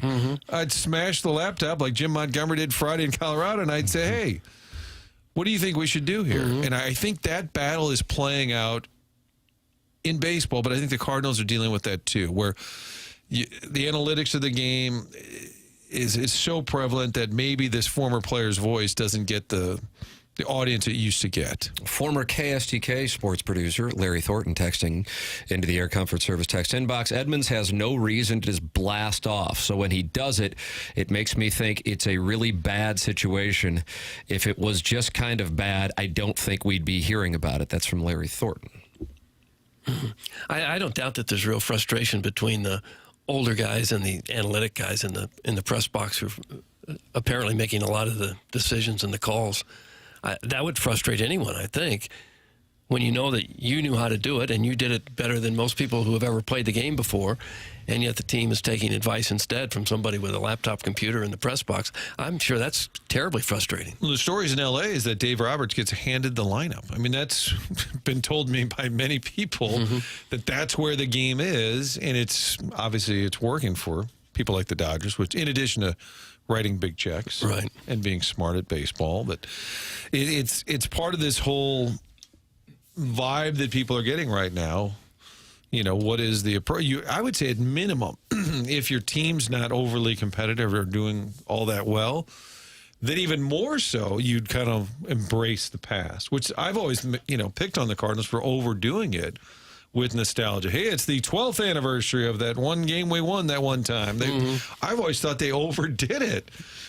And maybe that's different. Maybe promotions and nostalgia is different than actual invites or a player feeling welcome. Maybe those two things could be happening at the same time. You're welcome to share your thoughts. 314-399-9646, Air Comfort Service. A text line, and then you can email in.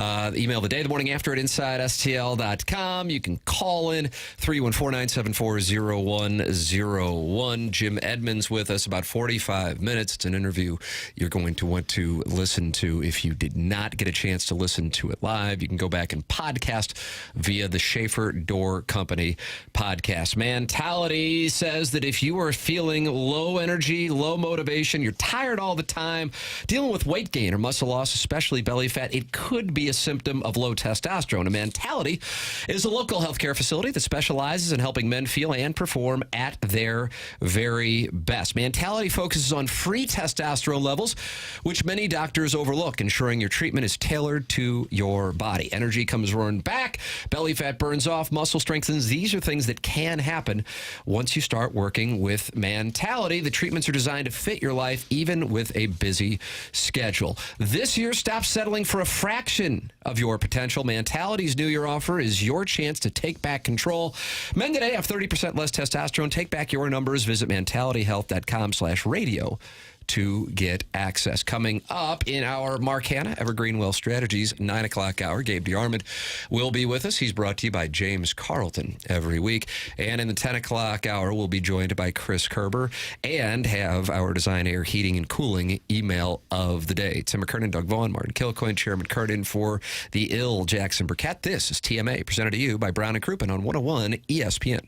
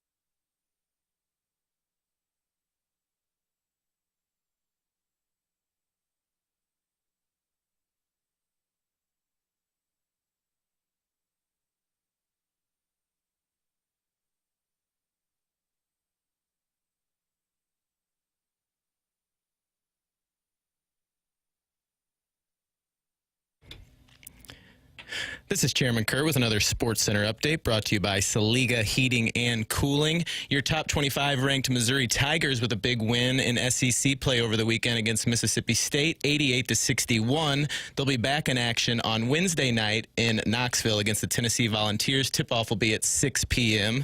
This was another Sports Center update brought to you by Saliga Heating and Cooling, an independent American Standard heating and air conditioning dealer.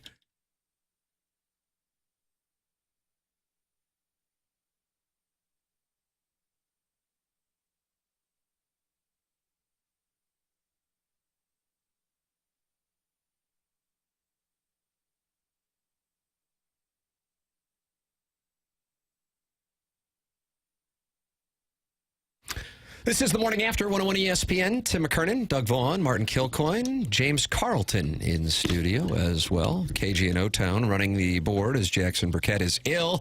And we welcome you to get involved on the program anytime you would like by participating in our YouTube chat, youtube.com/TMASTL, and by emailing in for our Design, Air, Heating, and Cooling email today, the morning after at InsideSTL.com. James Carlton in studio. He sponsors Gabe DeArmond, who's going to join us here in a matter of seconds on the Callier and Thompson phone lines. And for those of you who missed the Jim Edmonds conversation, it is now up on the TMA STL podcast app. So download the TMA STL podcast app or the 101 ESPN podcast, and you can listen to Jim Edmonds, about a 45-minute conversation from about 7:45 to 8:30 on TMA this morning. I would recommend giving it a listen, as it was quite critical of a wide variety of things, specifically the Cardinals, and we'll be playing some of those clips coming up. James, good morning. What's up, man? Good morning. I would imagine there's some people late for work today. They couldn't get out of their car on that one. Yeah, 45 minutes with Jim. That was something. Appreciate it, man. Hey, how about what took place on Saturday in Starkville? I mean, I did not see that coming up. I didn't guess either. The biggest win against a ranked team on the road ever, or 45 years, something crazy like that. Colonel is with us right now, Gabe DeArmond of Power Mizzou, brought to you by James Carlton, to give us some perspective. Morning, Colonel. Hi, what's up, guys? What do you say, Gabe? I mean, that thing on Saturday, listen, winning at Florida, super impressive, period. Beating Kansas at home, super impressive, period. But that was otherworldly. I think if Mississippi State had a bigger brand, maybe it would get more attention and appreciation from casual fans. But that's the 12th ranked team in the country, and to beat the hell out of them like that, that was really eye-opening.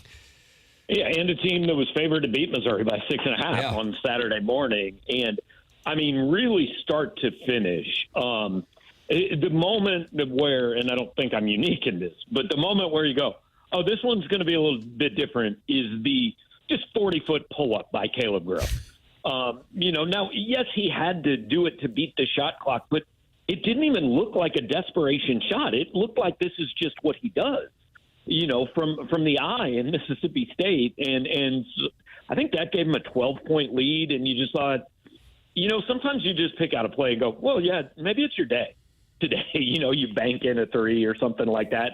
And that was the one where you said, oh, this is going to be different. It was Missouri's largest win ever on the road against a ranked team. And it was Mississippi State's worst home loss since February of 2013. I know the Tigers knew that they had to be better than they played last year, but do you think they're surprising maybe even themselves at how well things are going this year? I mean, did you see this coming? Did they see it coming? They thought they were good. I talked to some people before the season, but I was hesitant because I talked to people before the season last year who thought they were good. And that did not go well, as you may remember. Mm-hmm. So I don't know if it surprises them. My expectations going into the season, I think I picked them to win 17 or 18 games and probably just missed the tournament. They are at 17 right now. So, yes, I think they have exceeded every outside expectation for sure. They were 13th in the preseason polling in the SEC, picked to finish 13th, currently sitting in third. I didn't realize what an assassin Grill was. He was out earlier this year, and that obviously that was a big miss when he was out. What do you remember about him coming in last year, Gabe? He played at high level, Iowa State, I think, twice. He's been in college ball for a while. What was the kind of the bio on Caleb Grill? Well, I mean, they were really excited about him. They thought, they thought he was the best shooter on their team, and they thought John Tonje was the best player. And honestly, through the 9 games that he played last year, the biggest contribution Caleb Grill made was getting a technical at Minnesota. They fired the team up, and then they won it with him in the locker room. Other than that, he was a bad shooter last year. He just never got it going.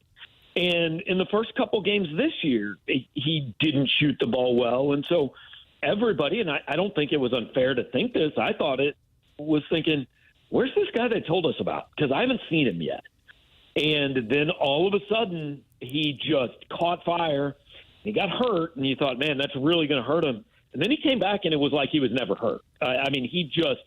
It is to the point when he misses a three-point shot, I'm surprised. Yeah, Gabe, I had a little Freudian slip on Saturday. Called him Caleb Clark. He's shooting it from the logo. I mean, he's all over the place right now. And, hey, you had written this morning about Dennis Gates maybe being the front runner for SEC Coach of the Year. Him and Bruce Pearl would be the top 2, in your opinion. Would that be 2 out of the last 2 seasons that Mizzou would have the football SEC Coach of the Year and the basketball Coach of the Year potentially? Was Drinkwitz SEC Coach of the Year, I guess, last year? I feel like it was recent, yeah. And so, yeah, I mean, that's pretty remarkable. Right. I mean, what other schools can claim that right now? That's pretty remarkable. Yeah, and I don't think that Dennis Gates was the SEC Coach of the Year 2 years ago, but a lot of people thought he should have been. You know, he won it 2 out of his 3 years at Cleveland State. So I think the best thing for Missouri fans about this year is it is looking more and more like last year was the anomaly. Yeah. And was there any noise, Gabe? I mean, Laird Veach was the new AD. It was DRF that hired Gates. I mean, even though it's only one really bad year, did you even suspect there was any noise about, well, maybe they'll make a move? No, only on the internet. And look, the main reason was they would have owed him $24 million. And I said, even coming into this year, I said, look, I understand if he has a bad year this year, coming off 0-19, I know what you guys are going to want. But they have made it very clear where their money is going. They're not going to spend $17 million to fire Dennis Gates after this year. Even if they'd been now, maybe if they'd gone 0-18 again, and maybe you don't have a choice, right? But I mean, even if they were sub 500 and missed the tournament, I always thought it would at earliest be next year. But now, I mean, and this is where college sports is. Now there was a thread on our board last week. Do you have to give Gates an extension? I don't know why it never. I don't know why it either has to be an extension or you fire him, but that seems to be the way it is. And there's a legitimate chance you wrote about in your 10 thoughts that Mizzou could break their own all-time record of 7 wins against ranked teams. Is that right? And they're currently sitting there at 4-2. They've got 4 right now. They'll play at least 4 more ranked teams in the regular season, probably at least 1 in the SEC tournament. Who knows in the NCAAs? But yeah, the 89-90 team, which I maintain is the best Missouri team I've ever seen. You know, they were up number 1 in the country for a while, kind of collapsed, you know, down the stretch, and I think that was the year they got beat by Northern Iowa. But that team won 7 games against teams that I believe were all ranked in the top 15, including 4 against top 10 teams, beat number 1 Kansas twice. So yeah, that's the most they've ever had. And it's pretty interesting. I went back through every season starting with 1976. It's kind of amazing how many years Missouri didn't play 4 ranked teams. Like the first year they were in the SEC, they played 4 games against ranked teams. Only 2 of them were in the SEC, and those were both against Florida. They had a couple of years in the Big 8 where they played like 1 or 2 ranked teams all year. Does this team have any kind of ceiling? I mean, if we get hot, can we win this baby? Nice. Whoa. The ceiling is winning the whole thing. I mean, I wrote that this morning. Now, do you expect that to happen? Of course not. But look, they blew out Mississippi State on the road. They were up 20 on Florida on the road. They were up 25 on Kansas. That on the right night, they can beat anybody. But I also, and this has been my stance forever in college basketball, you don't start saying in February, well, this is an Elite 8 team, or this team needs to get here. And sure, it can happen, but Norfolk State can happen. You can lose to St. Peter's. I mean, that's why the tournament is great. Before you even know the matchups or the road, I think it's silly to say, well, this is X team in the NCAA tournament. Missouri is one of the teams that I think, if they continue to play anywhere near this, should go into the NCAA tournament saying we can beat anybody in this field. But, obviously, that's not saying you would expect them to get to a Final Four. For the record, Missouri is plus 7,000 to win the national championship, Doug. The favorite is not Auburn. A little surprised by that. Duke is plus 340. Auburn is plus 350. And then there is a significant drop down to Alabama at plus 1,000. And Houston, Iowa State, and then their opponent coming up, Tennessee, plus 1,800. There was somebody on our board saying that a couple weeks ago Missouri was like plus 4,000 to be a Final Four team, and now it's all the way down to like plus 1,700. The number for Missouri to reach the Final Four, which would be a first, is plus 1,700. That's exactly right, Colonel. Yeah, so it's basically gotten, more than twice as likely, I guess, in the last 2 weeks. Switching to football real quick, I saw you mentioned the Jackson Cantwell from Nixa, Missouri, who I believe, is he the number one ranked offensive lineman in the country at the high school level or the number one ranked player in the country? He is, by the composite rankings, which kind of combines every ranking, the number one overall prospect in the country. And so that would put him in line with DGB, I guess, is potentially the biggest get from a rankings perspective in Mizzou history. I mean, how do you like the chances of Eli getting him at this point? I mean, they'll be in there with Georgia and Oregon. I refuse to say in February who might lead or anything. We got 10 months of this thing, and we know it can change a lot. But he was on campus again last week. They live 3 hours from here. Eli Drinkwitz, will probably do the Oklahoma Marcus Dupree thing of buying a house in Nixa where he can just kind of hang out in the week leading up to his decisions. But suppose he could afford to do that. They'll definitely be in it. What's that? He could afford to do that, certainly on his salary. He could pick up a little place in Nixa.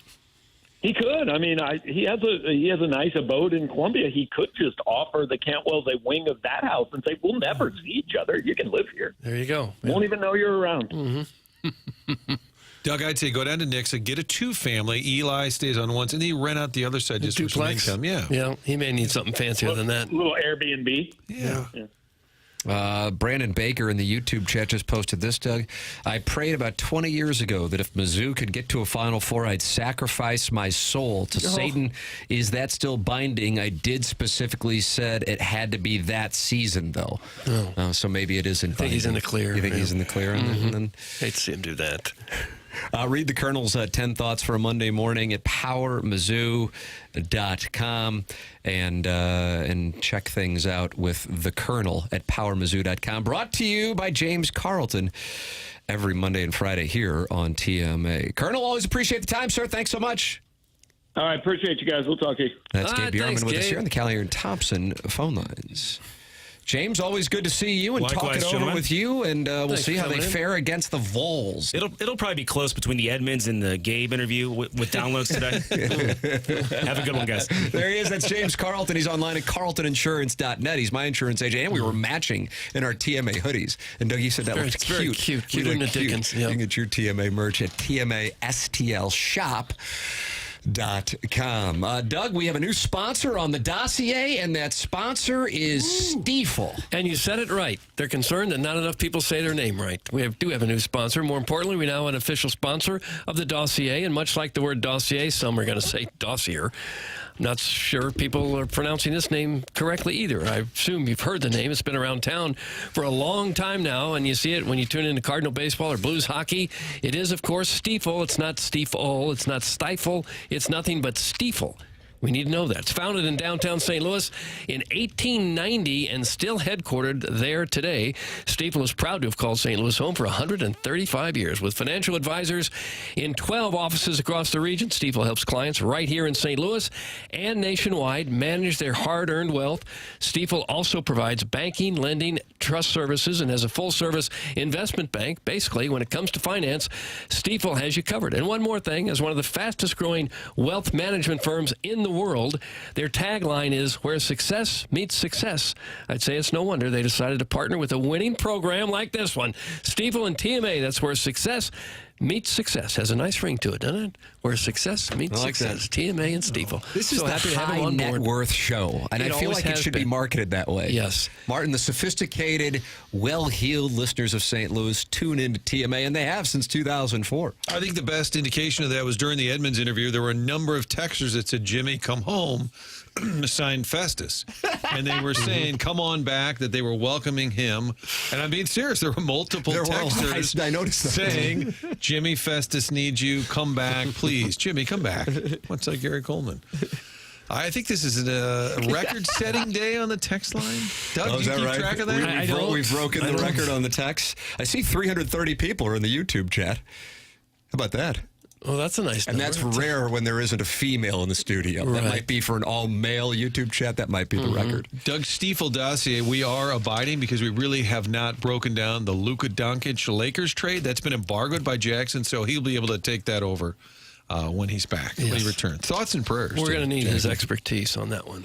Ladies and gentlemen, you're welcome to email in for the Design, Air, Heating, and Cooling email today, the morning after at InsideSTL.com. The self-made stay-at-home Ladue mom won it on Friday. Brand new month this month. So now everybody's starting from square one, Doug. Everybody's 0 and 0. Okay. We all have clean uniforms. Yes. Now let's go get dirty. Oh. The morning after at InsideSTL.com. And wow, I didn't realize that there was a relationship here, but the self-made stay-at-home Ladue mom just texted in and said, thanks, Gramps, for sponsoring the dossier. And so she's implying that her grandfather's involved with Stiefel? Right. This maybe Mr. Stiefel himself. Ladue mom? Maybe that's really her last name, Stiefel. Wow, that's breaking news. Could very well be. There's so many. What a tangled web we weave. Can she win the email of the month if she's related to a sponsor? We'll have to look at the TMA bylaws. They are. Ask Megan Green, what are the rules for that? She won last month, and they started sponsoring That's today. very true. So That's true. she's Okay. okay. True. Good That's a good point, Doug. Nice. And have we That's a great met, ruling. quote, her? Whoa! It's a barrel-chested gentleman. Her. Not to mention her hot body that looks hot in a bikini. How about that? Her is not a she at all. This is a barrel-chested pipe fitter from Spanish Lake. You always That's narrow who it it is. down to Spanish Lake. Well, I just recognize the writing style. Well, Waffle fries. at Tim McKernan, love the Junior Bills hat signed your Billiken bathroom buddy. That's from the 314. You got a bathroom buddy? You know what? I actually was like, oh, that's a nice text name. And then I'm like, oh, I did meet a gentleman who went to St. Louis U High, and I think I was wearing this hat at the Billiken-Dayton game. Oh, nice. And I have a Billiken bathroom buddy. Yeah. Huh. Was bringing my son, who has to use the restroom way too much for somebody who's 7. Yeah. But I was bringing him into the restroom, and he was a loyal listener of the program. And so, yeah, I like to make friends with guys in public restrooms. What's wrong with it? Oh, and you've got your TMA hoodie on to show off your darling figure. Thank you so much. Did you my have- waif-like figure? I'm like the Kate Moss of HD1. I need kind of a TMA follow-up. Did we have pizza before the game or after the game? Thank you for asking. Thank you. I was ill on Friday. Still not 100%. I think everybody is.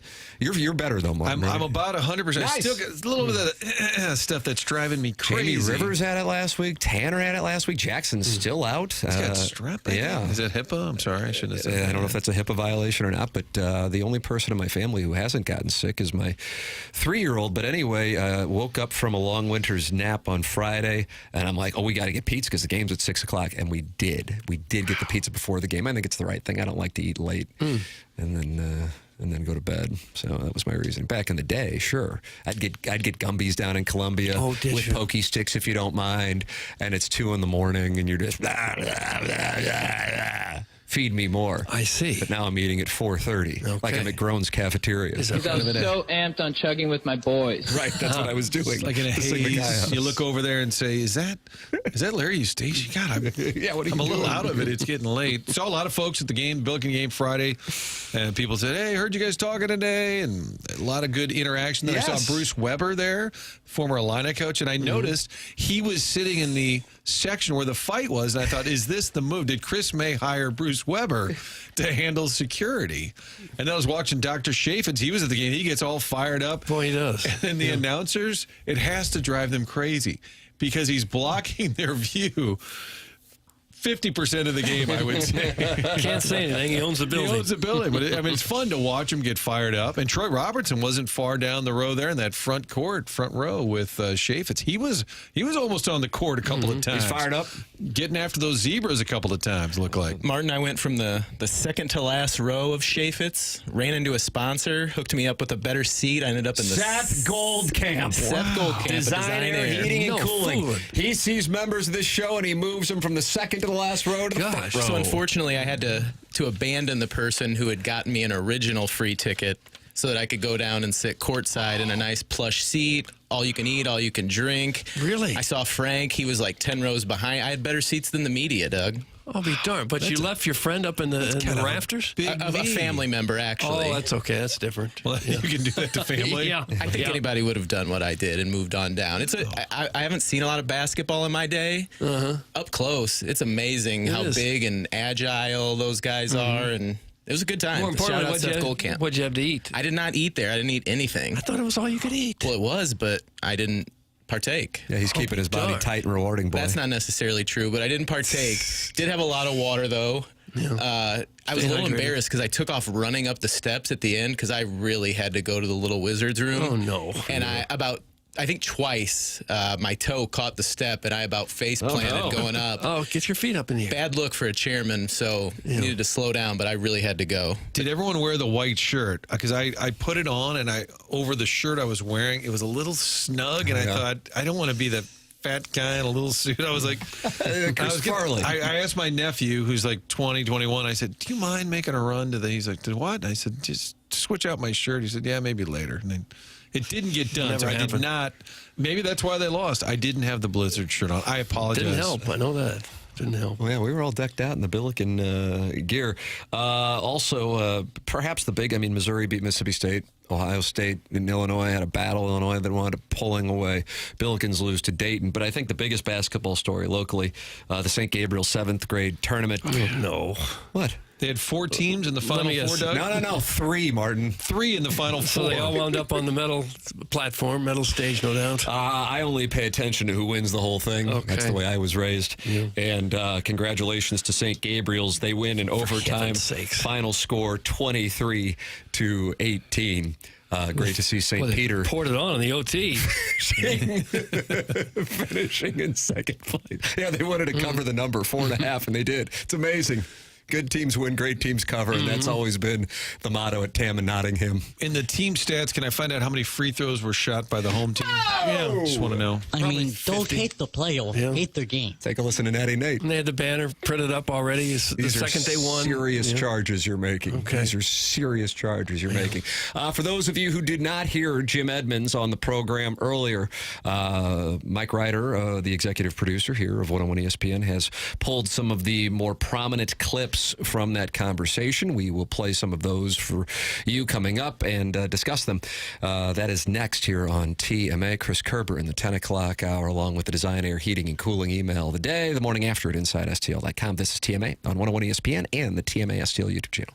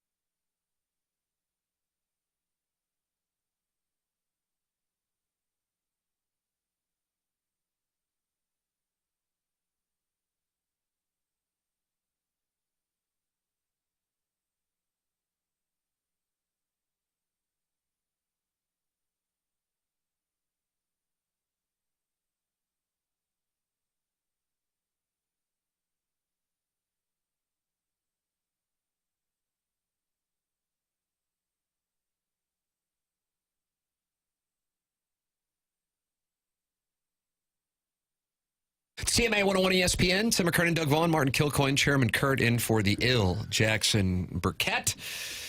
Was returning from, what do you call it, Doug, the Little Wizard's Room? Yeah, that's what he called it. And Courtney Landrum of 106.5 The Arch said, hey, I heard you guys had quite an interview today, 45 minutes with Jim Edmonds, and I just was saying as I walked back in the studio, I said, yeah, this thing has made its way around the building and around St. Louis sports, and I'm sure plenty of you are going, I wish I would have been able to hear it. Well, great news. You can always go back and podcast like the Dickens via the Schaefer Door Company podcast on the TMA STL app, but we also have some clips from the interview for those of you who did not get a chance to hear. Jim was on with us from about, I would say, 7:48 to 8:33. So we wanted to revisit some of the clips for you here. As far as him not returning to the booth, he wanted to make it clear that this was not something that he was planning on doing anyway, and here is his reasoning. Clip 1, Chairman. I'm tired of listening to the critics. I'm tired of guessing if I'm doing the right thing or not. And I just had enough. It's total chaos. People working every day. I don't know where they're supposed to be. Can't get mics to work. TV doesn't work. Replays don't work. The game is so fast right now. You don't even have time to talk. They don't need two people in the booth. It's just commercial after commercial after commercial. It's not the same anymore, and it's definitely took a toll on just the fun part of it. And so when I asked him why it's not fun anymore, because he wasn't just talking about the broadcast, he was talking about going down to the ballpark. Here is what he had to say when I asked him why it's not fun anymore. This is clip 2, Chairman. It's not fun anymore. The baseball is they don't make you feel like you're wanted. Be around the stadium. I love Ollie, the DeWitts, I have so much respect for, Mo. Everybody's great, but somehow indoors, in the inner circle, it's just not the same. It's not the same organization. It's not fun to be around. They make it pretty obvious, even the security guards, like, hey, it might not be a good time. I'm like, fine with me. I don't need to be in there. If you don't want me to tell your pitchers that they're tipping their pitch, I'm going to take my talents out here to Tennessee and learn how to be a gardener and a farmer. And when he says a little different than LeBron and Jim Gray. Yeah. God, the decision. Jim, what's your decision? Going to Tennessee to be a farmer. And when he says security guard, what I believe he was referring to there is not getting into the clubhouse to talk to players. Yes. There must have been some sort of edict that said at a certain time, you don't get to just walk through these doors. And again, I don't know all the particulars, but that's hard to hear, not just Jim, but if it's true, what he's saying, that former players of some prominence, too, want to be involved and are not welcome. I was mentioning this to Doug off air. I had Trent Green on my podcast a couple weeks ago, and he was saying he's really enjoying Jaden Daniels in Washington because Trent played 4 or 5 years there, and he said for a while they didn't really want us coming around. Alumni were never really welcome. I thought, why is that? It's got to be insecurity. Why wouldn't you want Spags kicked everybody out of the and Jim took down the pictures, right? Took down all the pictures of the former play. We're going to create new memories, going 2-11 or whatever. But Jim Hannafin was told you can't use the elliptical machine. And I'm like, really? You got to pick your battles, and that's a battle you got to win. That's going to make you better on Sunday because Hanny's in the building? Good God, that drove me crazy. I don't have specific stories like that pertaining to the Cardinals, but Edmonds is saying that a number of them don't feel welcome there anymore. And when I said, have you addressed this with anyone? And he said, yeah, from top to bottom. Yeah, so going through what he had to say on that, Martin, he said it is a different atmosphere at Busch Stadium now. Clip 3, sir. The atmosphere, as far as you can just feel the tension when you walk around. The guys are kind of they're different. The players are obviously different. The game has completely changed. You walk through the clubhouse, you can see the clubhouse guys are really busy. They don't have time. No one has time to talk. You kind of sit down and you're like, hey, how's it going? And it's just kind of I feel like I'm walking into, your studio and sitting on the outside of your studio talking to people I don't know yet to get in to talk to you. And it's I don't know. It's just weird. It's just a different atmosphere now. And it definitely is. We're definitely aware as a group that we're not really wanted around there anymore. Jim Edmonds saying that they do not necessarily want the alumni around. Here is what he had to say when we asked him why it's not fun. they just don't invite us down there anymore. It's a total different atmosphere, and it kind of makes you feel like you're not appreciated, not wanted, don't need your help. And like I said, I have the utmost respect for the people, but something's different as a whole. And I know the players feel it, the alumni feels it, and it's just different. It's just not as much fun. Asked him who is to blame for the change. I don't know. The culture, the atmosphere. What's funny is like the COVID thing, I think, is where it almost makes me feel like the COVID thing was the perfect excuse to just cut the ties with all the extra crap. You know how they say cut the fat? And basically that's what Mo said to a couple of us when we were working as his assistants. Basically cut the fat, and it just continued. And it's just like ever since then it's been, if you see each other in the hallway, it's like, hey, how you doing? How's the family? And then see you next month. It's just weird. And that goes to the culture. And this is where he got into this anecdote about Noah Arenado and his request from Mark McGwire to come to spring training to help out with hitting, and that request being denied by the organization. I know for a fact that there's a guy I won't name, but he plays third base, asked if Mark McGwire could come to spring training, and they said, no, we have everything we need. And that was a couple of years ago, so it's not just something new. And like I said, I don't know where there's no blame. I just think the culture's changed. I really do. I think that, you watch all these sports, everything has changed. You watch football, it's like, wow, the guy hit him with the shoulder in the chest, and he gets thrown out of the game. I mean, like baseball, the same thing. It's like everything is just changing, and it's just I think it's funny when you like listen to podcasts and stuff, and they talk about how like this era of sports and this era of this are a bunch of babies. Like it's just like you got to baby everybody now, and like don't ruffle anybody's feathers. I'm like, screw that. Like if you're losing, you better get in somebody's face, and that's kind of like the personality that I got forced onto with La Russa, and I have a hard time changing that. So with regard to the conversation with Jim Edmonds that went from about 7:50 to 7:35 or 8:35, I'm sorry, on TMA this morning, which you can go back and podcast if you want to listen to it in its entirety. Certainly a number of things said that were critical of the Cardinal organization. He's also critical of the Post-Dispatch.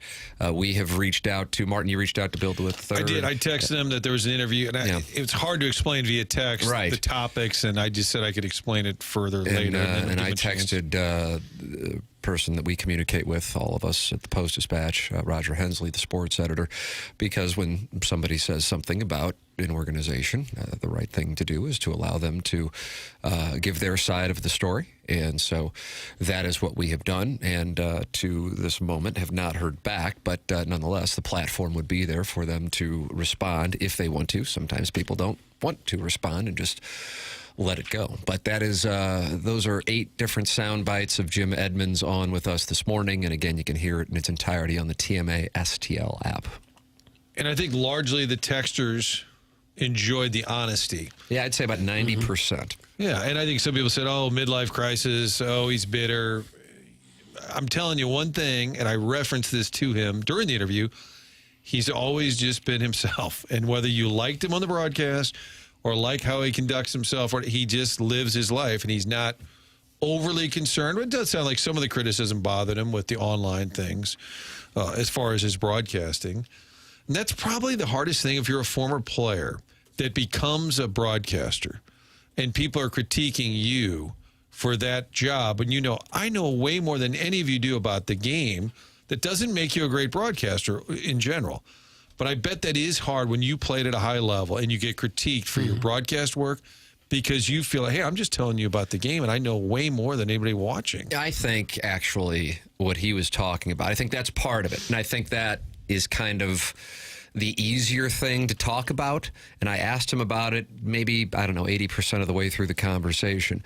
I think what really gets to him is the criticism of his personal life and the writing of his personal life, which, as somebody who knows him, I'm aware of a number of things that I've read that I'm just like, well, that isn't true, but it's not my battle to fight. It's kind of tabloidy stuff. I mean, plenty of the things, I'm sure you saw it, Martin, while he was on with us, tell Jim to go do this with this, and, making reference to divorces and stuff that was, and I, again, having a rapport with him, I'm aware of things. It's not my place to talk about, but I know it. I mean, we've all, I would imagine, had things written about us, certainly our show, that we know aren't true, but then you sit there, do you make a big deal out of it and pick a fight?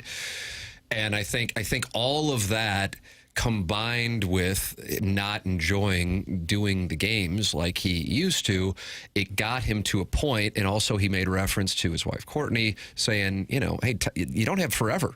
And I don't know how old he is. I would guess early 50s. Early 50s. Yeah. And he just doesn't want to spend his life getting ripped and having people say things, think things that he knows aren't true, but then how do you put out all the fires?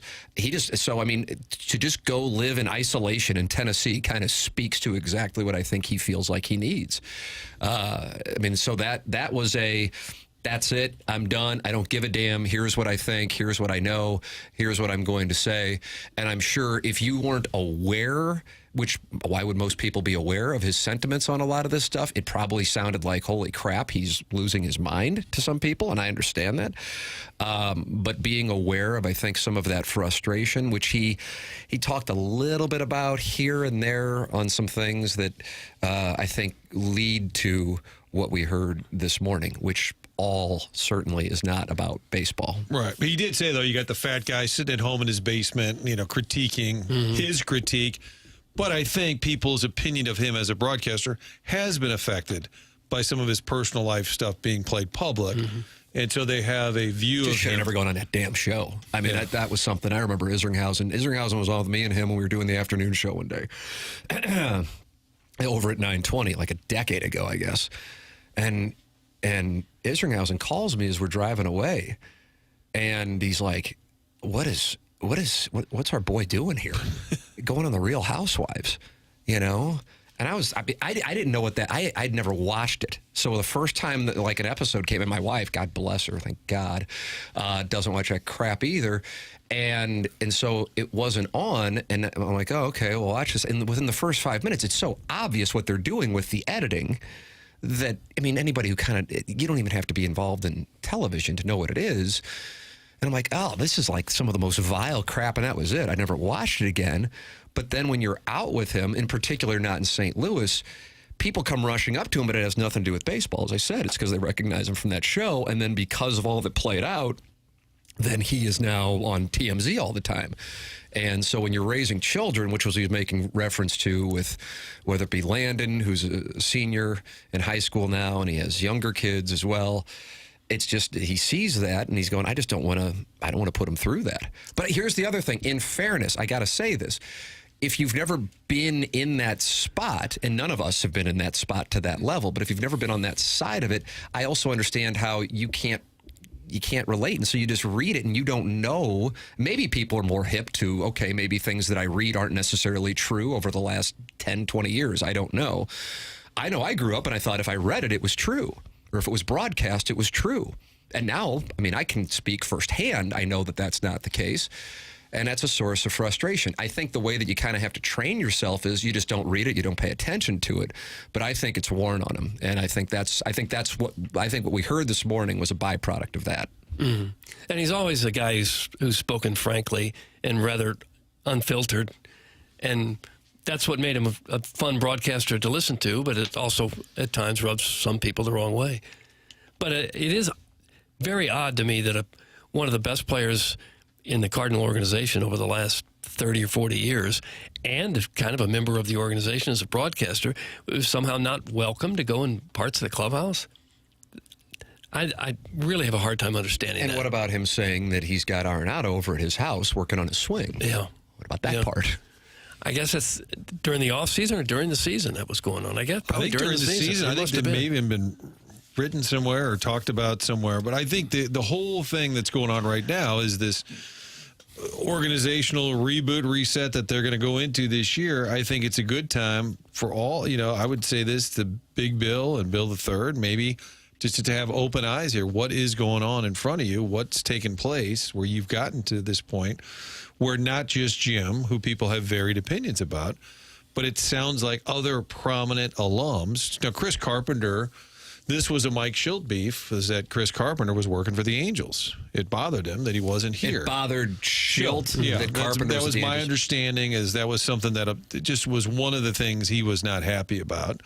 And Chris Carpenter was one of the ambassador, I don't know what the special assistants that during COVID, which Jim was referencing, some former players that were assistants to the GM were kind of let go during COVID, part of an across-the-board cost-cutting move, which is true. You're not going to tell one of your full-time employees you're taking a such-and-such pay cut and then you're paying former players to do nothing.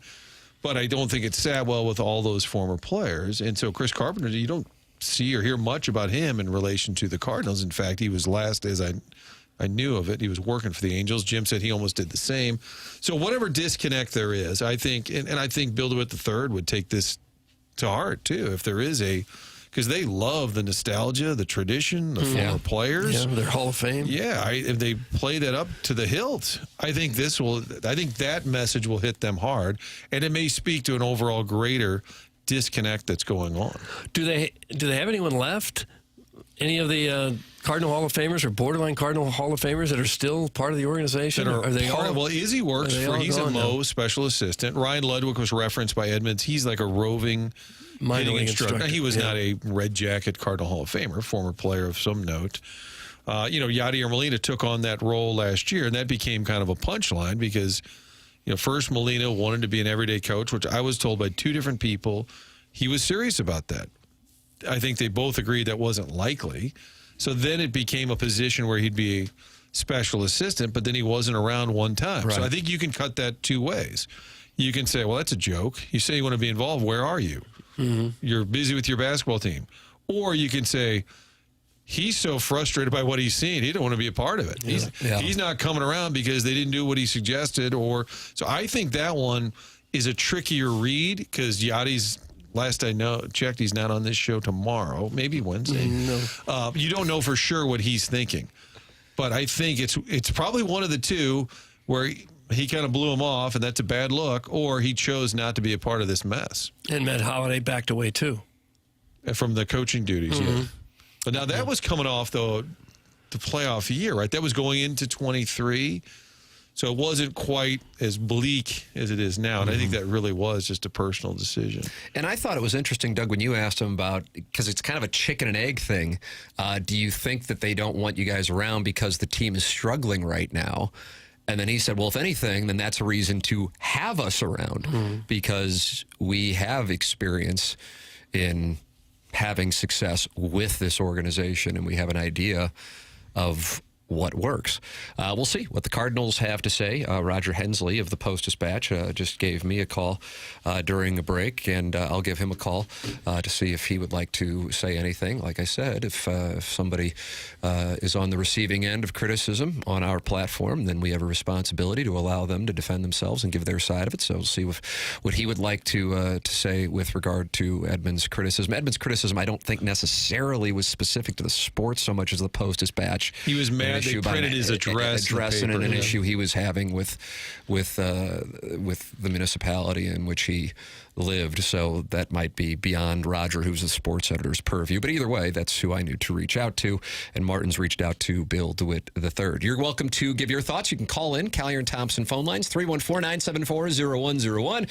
And you are welcome to watch the program on YouTube, youtube.com/TMASTL.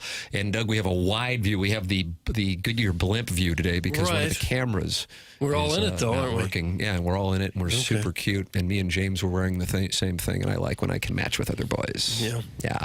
You like that? It's been your thing for many years. It has. Thank you very much. It's my cake. Hey, 100 West Dental and Dr. Brandon Pryor. They built brand new offices with the most modern technology with the patient experience at the front of mind. If you don't have dental insurance, that's not a problem. The membership plan aids in the cost of dental work for those who do not have dental insurance. Do not separate dental health from the rest of your medical health. Just because insurance is separated that way doesn't mean that's the way our bodies work. Bad dental health can impact the rest of your health. So make sure you get checked up at 100 100 West Dental. You don't even make a phone call to get in. Just go to 100westdental.com. Check the calendar online for availability and book right then. And there are no insurance, no problem. The membership plan aids in the cost of dental work for those who do not have dental insurance. And they have a huge offer right now for TMA listeners. If you mention my name, you get $1,000 off an Invisalign package. If you're on the fence about Invisalign, they have a digital scanner that can show you a simulation of what it'll look like before you even go through with it. It's 100 West Dental online at 100westdental.com. It's on Manchester in Baldwin, or you can call 636-585-0100. Tim McKernan, Doug Vaughn, Martin Kilcoyne, Chairman Kurt, in for the ill Jackson Burkett. This is TMA. Mark Hanna, Evergreen Wealth Strategies, 9 o'clock hour, 101 ESPN.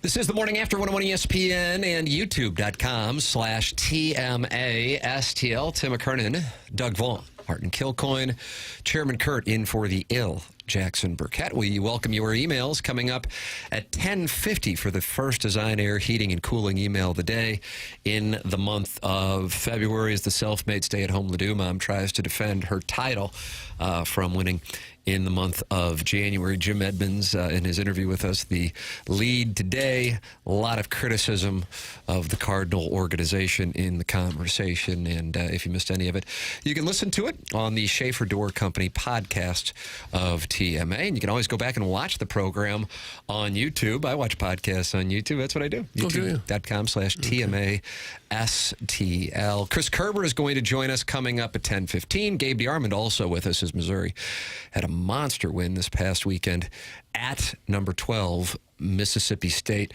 Doug, I know you are waiting for Joe Lunardi's bracketology. Haven't been, no. After this weekend. Have you seen him post a new bracketology? Do you have notifications on your phone? No, I wouldn't pay attention to it if I saw it. But then it'll let you know. He's just making it up, and things change drastically one week to the next. Yeah, that's why the one from Friday probably doesn't work, because now they got to win. None of these will work. I understand. Well, he's simply making it all up to get people like you to click on it. We're booking hotel rooms, buddy. Yeah. If he says they're in Cleveland, we book our. I think it's early. I think it's too early. Going to stay in Shaker Heights. Okay. It'll be fun to see him play New rankings Marquette. are not out yet, by the way. The rankings. Right around noon, Martin? Is that usually what it is? I'm looking for Missouri because they're sitting at 20. And Mississippi State was 14. I think Mizzou's going to go to 15. I haven't broken out all the teams that won or lost. No, you shouldn't have to. I'd say maybe about 15. I'm starting to become attracted to my wife's father. What? See, a lot of things happening in Como. And that affects the rankings? It affects Gabe's rankings. Okay. That's Gabe specific. Now, Jackson is ill, and he is truly ill.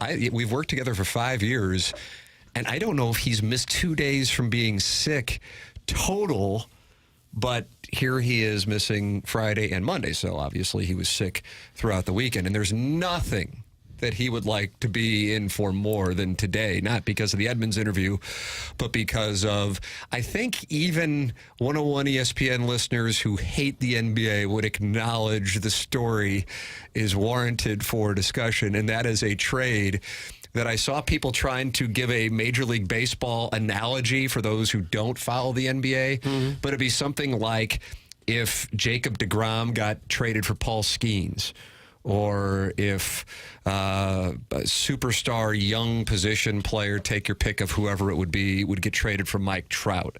In other words, somebody who, great career, but their time is kind of in the past. Doncic doesn't turn 26 until later on this month. So you have a guy who is one of the best players in the NBA going to the Lakers for Anthony Davis, who for the record is 32. And people are going, what in the world is going on? When this news broke on Saturday, people thought that the person who broke it, Shams Charania, had been hacked. Charles Barkley has given his thoughts. Doug, take a listen to what Charles Barkley All right. has. Hit the lever, Chairman. Okay, Let me tell you something. The only people know Luka Doncic is the Dallas Mavericks. Guys who've been with him for years or who are around him every day. He's a great player. But all us talking heads, they know something. They must know something we don't know. Because, listen, he's been hurt. Everybody complains about his conditioning. But once you give a guy 5 years, $350 million, y'all are stuck together for life. And that deal is just around the corner for Luka. I actually listened to a little bit of the Bill Simmons podcast because they were stunned, Martin. Russillo and him were but beside themselves. And I almost never listened to podcasts like that, but I thought, I want to just see what does the NBA read. And what I thought was interesting, they both said, when's the hit piece? When is the piece in Dallas that says, well, like people start whispering behind the scenes, well, he didn't show up for a practice, he's eating a lot of fries, waffle. And the hit piece will be coming on behind the scenes why they didn't like him, because the fans are irate. This is one of the biggest, they're saying, seismic sports shifts in Dallas. Is it on par with Tom Landry getting fired? Like all these big moments in Dallas sports history. You got a superstar player that you ship out for somebody who, yes, is a 10-time All-Star, but that means he's been around long enough to be a 10-time All-Star. It doesn't make any sense on the surface, and maybe they'll come clean that they just didn't want to get. Maybe they say, we didn't want to invest that kind of money in him, but it's shocking. I mentioned this earlier. He put out a thank you to everybody in Dallas. He just didn't mention the Mavs. If something happened, obviously, or you wouldn't get rid of your superstar. Something happened there. He's probably the biggest sports star in Dallas in that whole town. And that's tough to do in a town that's got the Dallas Cowboys in it. It'd be like when Brett Hull left here. It's a big deal. But I read one report that they thought he was up around 270 pounds now. He's listed at 230, and he gets hurt, it seems like, almost every year. But, boy, when he plays, he's as good as anybody out there. Career average is like 29 a game, 29 points a game. And then the whole NBA discussion, does that mean LeBron is leaving? I'm like, well, why would you? And they were saying, LeBron to the Warriors, here we go.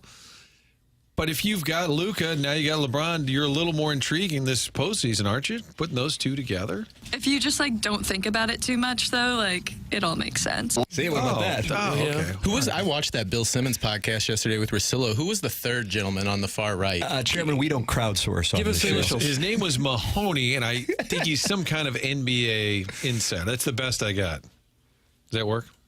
Yeah, that's Boomer Kingsley. Boomer Kingsley. It was Mahoney talking. Look at the games played, okay? 72-61. This is for Doncic in terms of missing games. The league plays 82, and in his career, he's played 72, 61, 66, 65, 70. This year he's at 22, and what are they, about 50 games in or something like that? So, yeah, missing games has been an issue. Yeah, 15 or so games a year. And that deal is just sort of built in the NBA. He's due, I think it's a year plus from now, he would get the 5-year, $350 million deal. My goodness. That's just the NBA money these days. Yeah. 2 years ago, he averaged about 34 points a game. That's filling it up. Yeah. And he's one of those guys, he looks like he's playing in slow motion. Just kind of whatever he does works, even though he's not really fast and doesn't seem to be quick, but it works. Ladies and gentlemen, you're welcome to email in on the topic. And Jackson not being here and wanting us to embargo the topic in the Stiefel dossier, Martin. Okay. Probably furious. Yeah, he's probably furious. We've been talking about Who's going to tell him that we actually talked to NBA and he wasn't here to be part of it? It was actually relevant. And I saw Jimmy Butler rejected a trade to Golden State because he didn't want to sign an extension there. So Jimmy Butler could have been going, Jackson's be sitting here with a soft cow right now. Email in the morning after at InsideSTL.com. Design Air is the sponsor of the email today. And if you're taking a look at Design Air Heating and Cooling and the forecast for today, Doug, believe it or not, I'm looking at the forecast in Jupiter for next week as we'll be broadcasting from spring training a week from today. But look at this, 58 degrees in St. Louis right now, and I've got a high of 71 at 3 p.m. with the sun shining. It's time to compress the golf ball outside for the first time in 2025. It's going to be we're going low this year. It's going to be wet out there in St. Louis, wouldn't it? I'll probably go to family golf and hit off the mat. Okay. If you see me there, do not talk to me. No, or make eye contact. When I'm compressing the golf ball, I need all attention on it. Plus, I'll be probably hurting a 3-year-old. So hurting him? Yeah. That's probably what I'll be doing. But the weather is glorious today. But you certainly don't shine when you're hitting balls, do you? You don't sign at all? I can't. I'm just so dialed in right now. I am so dialed in. I can see where you would be. Design Air Heating and Cooling is online at designairservice.com. Not only will they fix your heating system and when it warms up, your cooling system, but if they see you don't have great seats at a Billikens game, Seth Goldcamp will show up and give you front row seats. That's what Design Air Heating and Cooling does. That's what they do. It's a nice sponsor. It's a nice sponsor to have, Chairman. designairservice.com. That's where you go. Seth Goldcamp, and he is the longest-running sponsor here on TMA. Sponsor of the email today, the morning after, at InsideSTL.com. I had this email sent to me by the Hunchback of Vaughn Castle. It's an interview from KSHB. What affiliate in Kansas City is that? NBC affiliate, I think? Is that right? There's no way to know, Tim. No way to look it up. It looks like the NBC affiliate. They did an interview with Missouri Gaming Commission Chair Jan Zimmerman. And in the interview, she said that the state remains on track to begin issuing sports gambling licenses by the end of June, which is in line with what she announced shortly after the November 5th vote. Zimmerman also said Missouri's rollout hit a major milestone this week when it forwarded a draft copy of its proposed rules and regulations to Governor Mike Keogh's office for review. She said part of our timeline that has been created by the staff that was discussed with the commission at our last meeting was to get those preliminary rules to the governor's office. Zimmerman said, we've met that date on Monday, January 27th. Those rules went to the governor's office.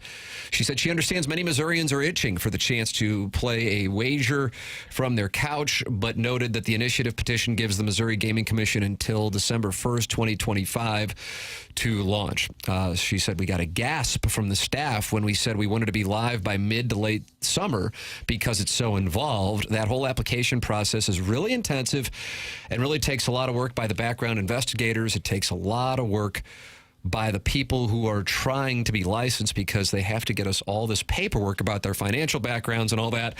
We knew that even June was going to be really aggressive. The staff, they've been working nights and weekends and holidays to try to make sure that we can get it there. So all 13 brick and mortar casinos currently operating in Missouri will have a chance to apply for a sports gambling license to offer sports gambling in person and online, which includes mobile apps. So the target is still June.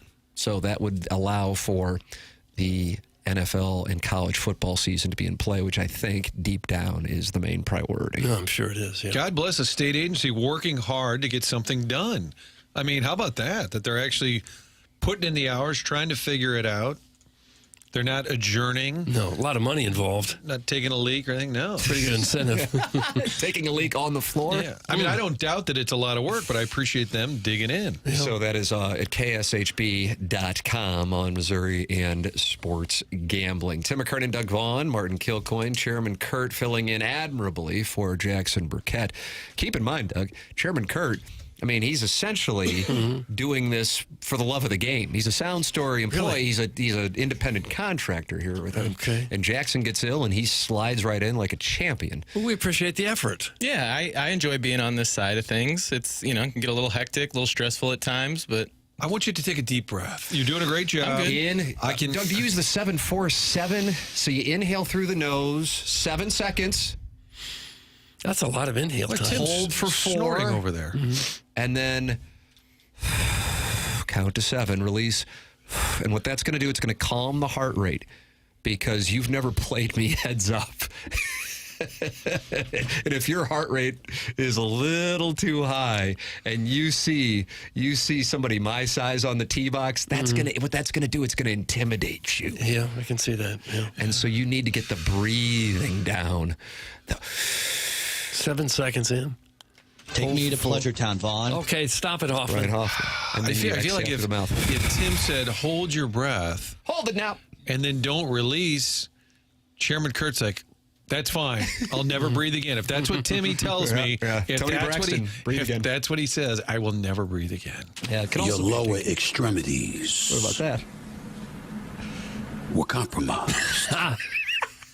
Martin's trying to figure out the context. I clicked on Stephen A. to hear a little NBA. I thought I would consume as much as I could yesterday to understand the depth of this trade. But I clicked on Stephen A. and it must have been a couple of days old. He's like, the thing about Trump! And he's like screaming. And I'm like, I thought this was an NBA podcast. No. Apparently not. He's weaving his way into the political sphere. Nice. Hey, guys, I saw Tim at Family Golf back in the fall and was way too nervous to say anything. Okay, Seeing him was enough. That's from Big Tough. It's not the size of the dog in the fight. It's the size of the dog. Is the size of the dog in the fight. Right. You hear that, Doug? It's not the size of the dog in the fight. It's the size of the dog in the fight. Gotcha. Ladies and gentlemen, Chris Kerber is going to join us on the other side of the break. This is TMA 101 ESPN.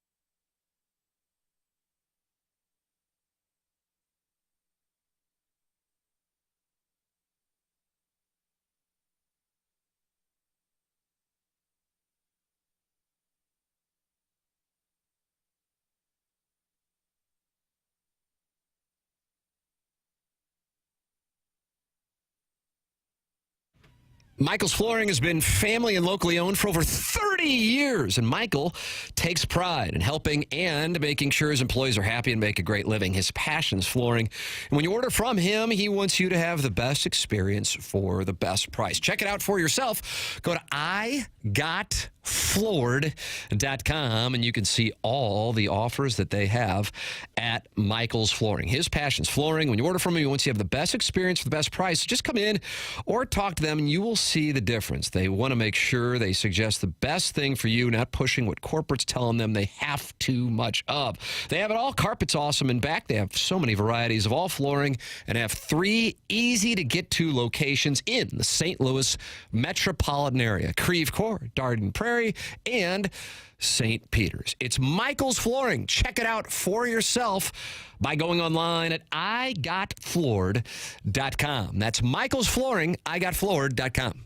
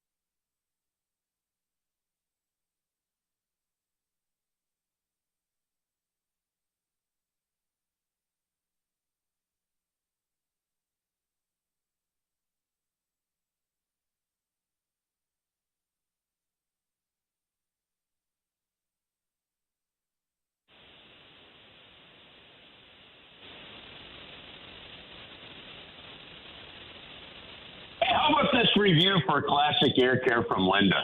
They were able to fix our older AC unit in one visit. Very good service. Technician was very professional. This company also installed a new furnace a few years ago for us. Great service. Came and installed a new furnace in the middle of the winter when it went out. They were able to put in a new furnace within a few hours. Great service, reasonable cost compared to the other quote we got. Highly recommend Classic Air Care. That came from Linda. Folks, I keep telling you about Classic Air Care, the quality of the service you're going to get, and that's the quality of service that people are talking about when they fill out these reviews. It's a 4.8 Google rating. You've got to earn that with great customer service, and that's what Classic Air Care is doing. So whether it's just maintaining your unit through the rest of the winter, maybe you do need a new one, maybe you're thinking, I've got to get a new AC unit before the spring and the summer hit, Classic Air Care is who you need to check in with. You can get a free quote online. They can also come out and just do it for you in person as well if you'd like. You can shop for filters online. You can get part of maintenance plans. Every aspect that you need to take care of one of the most important pieces of equipment in your house, Classic Air Care can do it, and they do it with pride. They take care of their employees, so their employees take care of you. It's Classic Air Care. They take care of the Kerber household. They'll take care of yours as well. Check out those reviews online and book an appointment online as well. ClassicAirCare.com. They've been making people comfortable since 1926.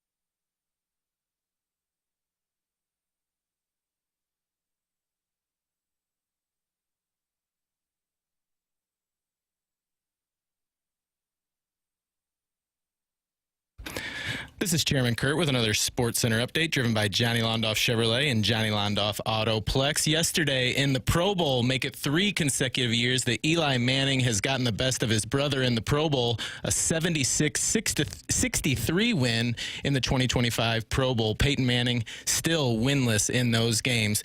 This has been another Sports Center update driven by Johnny Londoff Chevrolet and Johnny Londoff Autoplex. See them at londoff.com. Chevy, together we drive. Are you kidding me?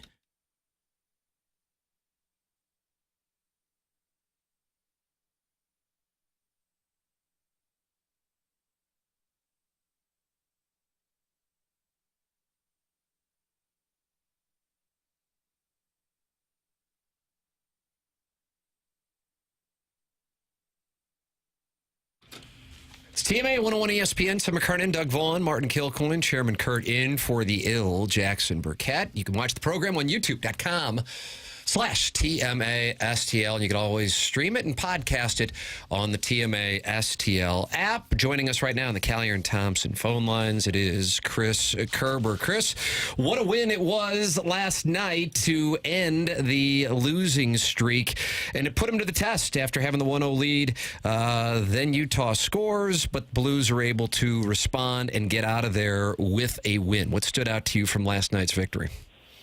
Well, I think the bottom line, Tim, is once Utah tied that game, the Blues top line, which I thought had a really, really good game, came through with a goal. You know, they made the play in front of the net. It was a forecheck that started with Colton Parayko. Pavel Buchnevich came in to support. They got the puck to Robert Thomas, and he was able to thread the needle to Kyrou. And there's the game breaker for you. And it had been a little while since the Blues' best players had taken over a game to help them win it. And I think that was the big takeaway from yesterday. I also thought that they just played an all-around solid game. And I'll tell you something, watching the practice the day before at the Olympic Oval there in Utah, I didn't think there was any way that Jordan Binnington was going to have a bad game. Like, he looked dialed in, and I think he was a man on a mission, and he was fantastic in the game as well. It certainly was a nice bounce-back game from the Colorado game where it looked like they just kind of had cashed it in. And then last night it looks like they're back and thinking maybe they can still get something done this year. Well, I've gotten well beyond trying to look at one game and think that that's a game that's going to put you on a roll, right? It's just the next game, and there hadn't been the response you needed during that 4-game losing streak, and they got the response that they needed in the game yesterday, Doug. But that is the enigma of this team, and that is why, I mean, it's the old Benny Green, you are what your record says you are. That's why the Blues have been hovering around 500 pretty much all season long, those inconsistencies. So that's Jim Montgomery's biggest probably off-ice hurdle than anything else, I think, and that is kind of redesigning and getting that culture back to where there's a belief of what it takes game in, game out, and those consistencies start to really be there. And it just is going to take some time, and you're hoping that it comes a little bit quicker, and sometimes it does, sometimes it doesn't. This time it's taking longer, and it's keeping this team around the 500 level because of it. Was Monty's boiling point Friday? I know on the broadcast, you and Joey were talking about he was smashing an iPad and screaming at players. Was that as intense as you've seen him Friday in Colorado? Yeah, I didn't see him smash the iPad, but yeah, he was fired up. And you know, look, he's a good coach that can keep things light when he needs to, but he gets the attention of this group when he does as well. Yeah, I mean but at some point in time, Martin, the consistency's got to come from the players. These guys are well coached. They're well coached. Look, they were coached pretty well with Drew Bannister too. You know, I mean, don't forget. I mean, they were 10 games over 500 down the stretch. That's the best stretch in a year and a half, and that was under Bannister. In the second half of last season. So to me, it just comes down to enough guys, pulling the rope in the same way. And Doug Armstrong referenced it when he met the media the other day, when he said we've got to get our top 6 all pulling the rope in the same way. Well, that's up to those guys. I mean, coaches can motivate, they can try all they want, but at some point in time, those guys have to do it. And I thought they did it last night. Do you get the sense that the team in general has the confidence that they can still make a push for the playoffs? I do. I mean, it's one aspect of this season where, when you look at the group, there really has been a good attitude around the team.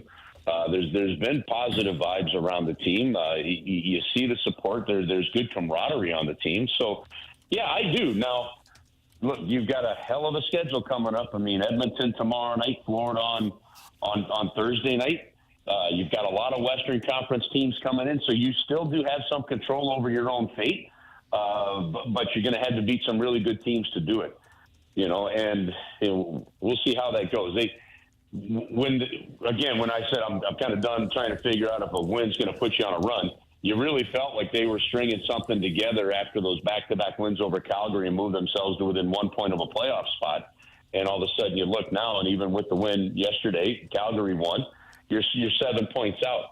You're just as close to a top 5 pick in the draft as you are to making the playoffs right now. So this season still has the ability to go either way.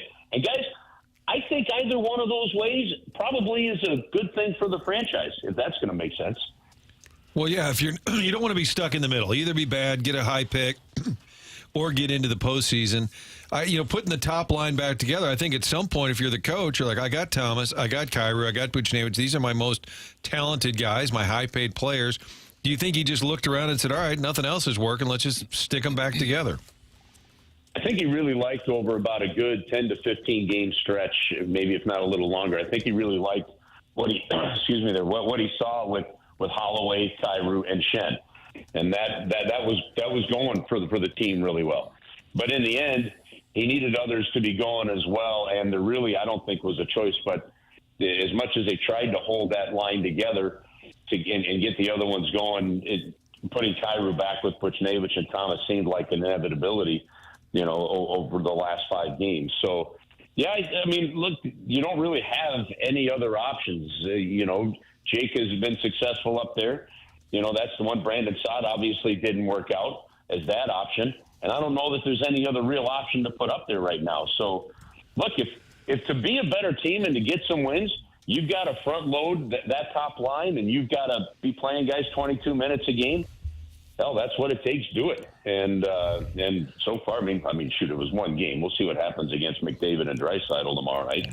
But we'll take it for 1 game. I felt bad for you, Curbs. You called them the Utah Jazz. He said they need to get a name for this team.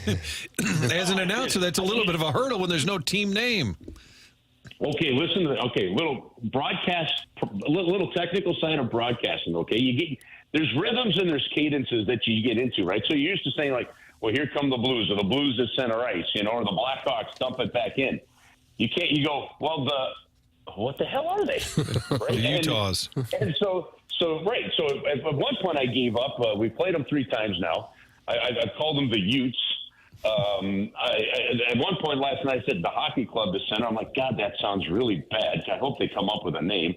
And then because it's just, you've only been used to one team in Utah. That's the Jazz. The Jazz actually just slipped out of my mouth on that one. But yeah, they've decided that they're not going to go with the Yeti. The too many copyright infringements in terms of logos, trademarks with the Yeti company that's already out there.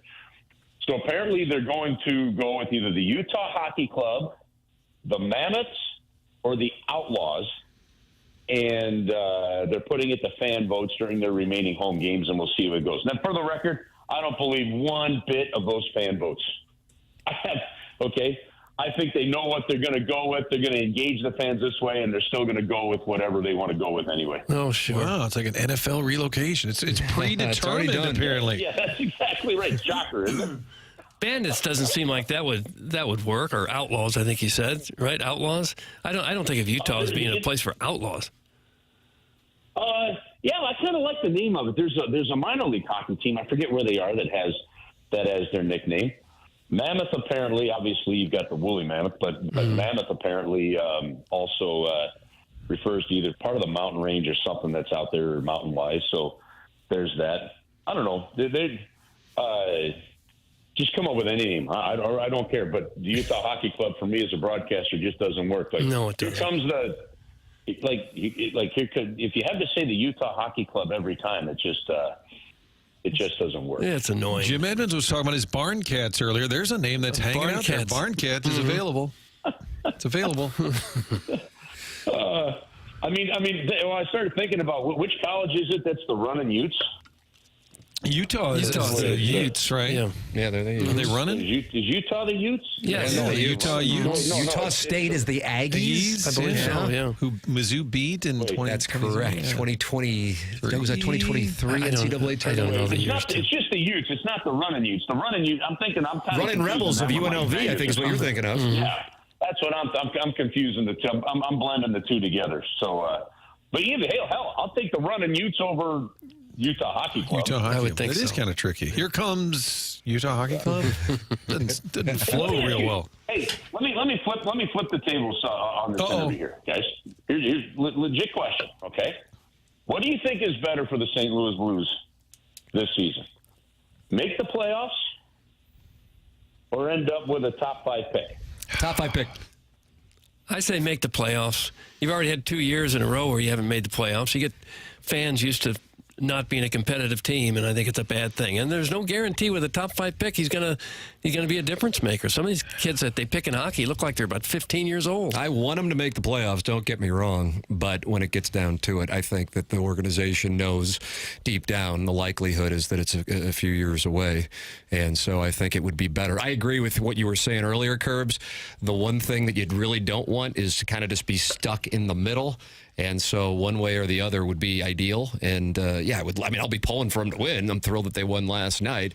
But I think realistically, if you're talking about the ultimate goal being the Stanley Cup, then I think they're closer if they weirdly actually fall off this year. Which I realize might sound counterintuitive, but that's where I am. And it doesn't feel like a team that's going to make a deep run. So to be honest, if they got in, it might be a quick exit. So I'm going to go with the 5th pick. Then you put Snuggie with Daly and the top pick. Doug, you get Daly and Snuggie together with the top pick. The top pick will be here in 3 or 4 years. Yeah. It's not listen, I think it's such a great debate now because I don't really think that there's a wrong answer there.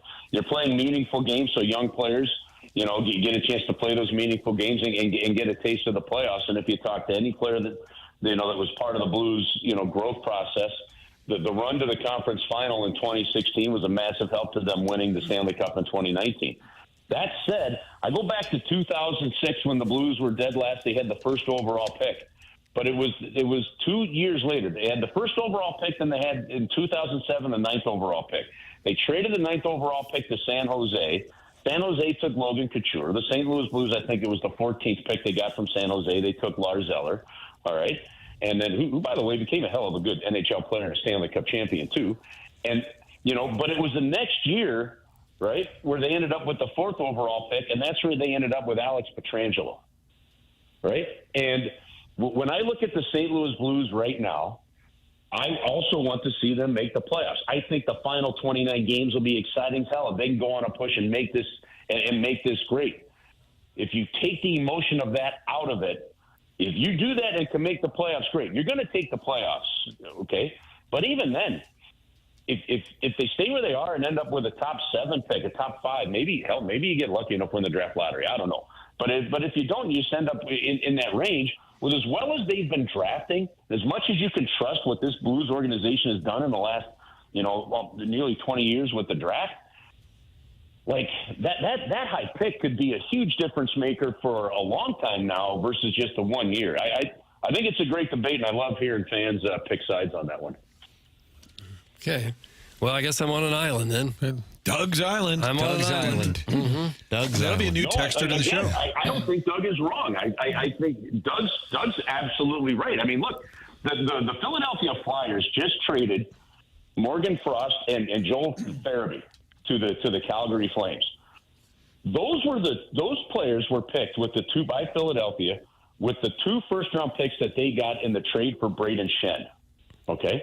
Look at what the Blues have done since that trade. Philadelphia has done nothing. And then the 2 first-round picks that were decently high picks, the 2 first-round picks that Philadelphia used, they've now traded them to the Calgary Flames, and Philadelphia is still on the outside looking in. Doug's right. There is no guarantee that high pick is going to turn into something. I think I know what Doug's Island just shut down. Doug's Island. Yeah. I think I know what's right. Stillman and Zimmerman, they'd probably vote for playoffs, keep the fan base a little bit happy. Would. Yeah, I think they want that building packed. Yeah. Well, It'll be interesting to see how it plays Doug, out. we'll see what happens on your island, okay? Doug's All right. Island. Doug's Island. Curbs, always enjoyed the conversation, sir. Thank you so much. All right, guys. Have an awesome week. Talk to you next week. Thank you, too. Chris Kerber with us here. Miss anything, you can go back and podcast it. Podcast via the Schaefer Door Company podcast. They're online at SchaeferDoor.com. That's Jason Gosrow at SchaeferDoor.com. SCHAEFER door.com. If you hear that garage door spring crash, that means you go to SchaeferDoor.com and you can call or text 636-782-3608. It's going to get quickest response time. They service all kinds of garage doors for service and new installs at Schaefer Door. And if this happened over the weekend, they have Monday morning standby service for those doors that break over the weekend. They service commercial doors as well. So if you run a business or warehouse with big, tall doors, Schaefer is experienced in these types of jobs. It's Schaefer Door, online at SchaeferDoor.com. Call or text 636-782-3608. Schaefer Door is a CHI overhead door dealer. Tim McKernan, Doug Vaughn, Martin Kilcoyne with you. This is TMA, presented by Brian Croup on 101 ESPN and the TMA STL YouTube channel.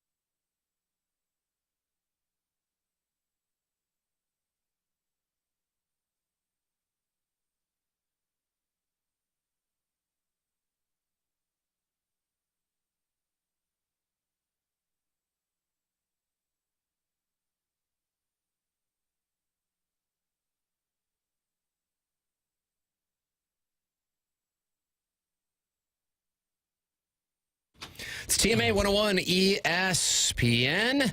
Miss anything today? Go back and podcast Jim Edmonds' conversation. Certainly the headline, about a 45-minute conversation with Jim Edmonds, Schaefer Door Company, sponsor of the podcast. We'll have the Design, Air, Heating, and Cooling email of the day coming your way here in a matter of moments. And Callier and Thompson sponsor the phone lines where Gabe DeArmond, Chris Kerber, and Jim Edmonds joined us today here on 101 ESPN. If you want to get your house spruced up, making it look just as good as it possibly can, Collier & Thompson is the company you need to know about. It is your go-to source for every design consideration. It's hard to know these days who you can trust to be in your home and who will back up their work, who's going to show up on time, who's going to answer your phone calls. Well, Collier & Thompson will take all that worry away. They stand behind every job they do, and during the process, they are always available to you in case you need to make any changes, in case you have any questions.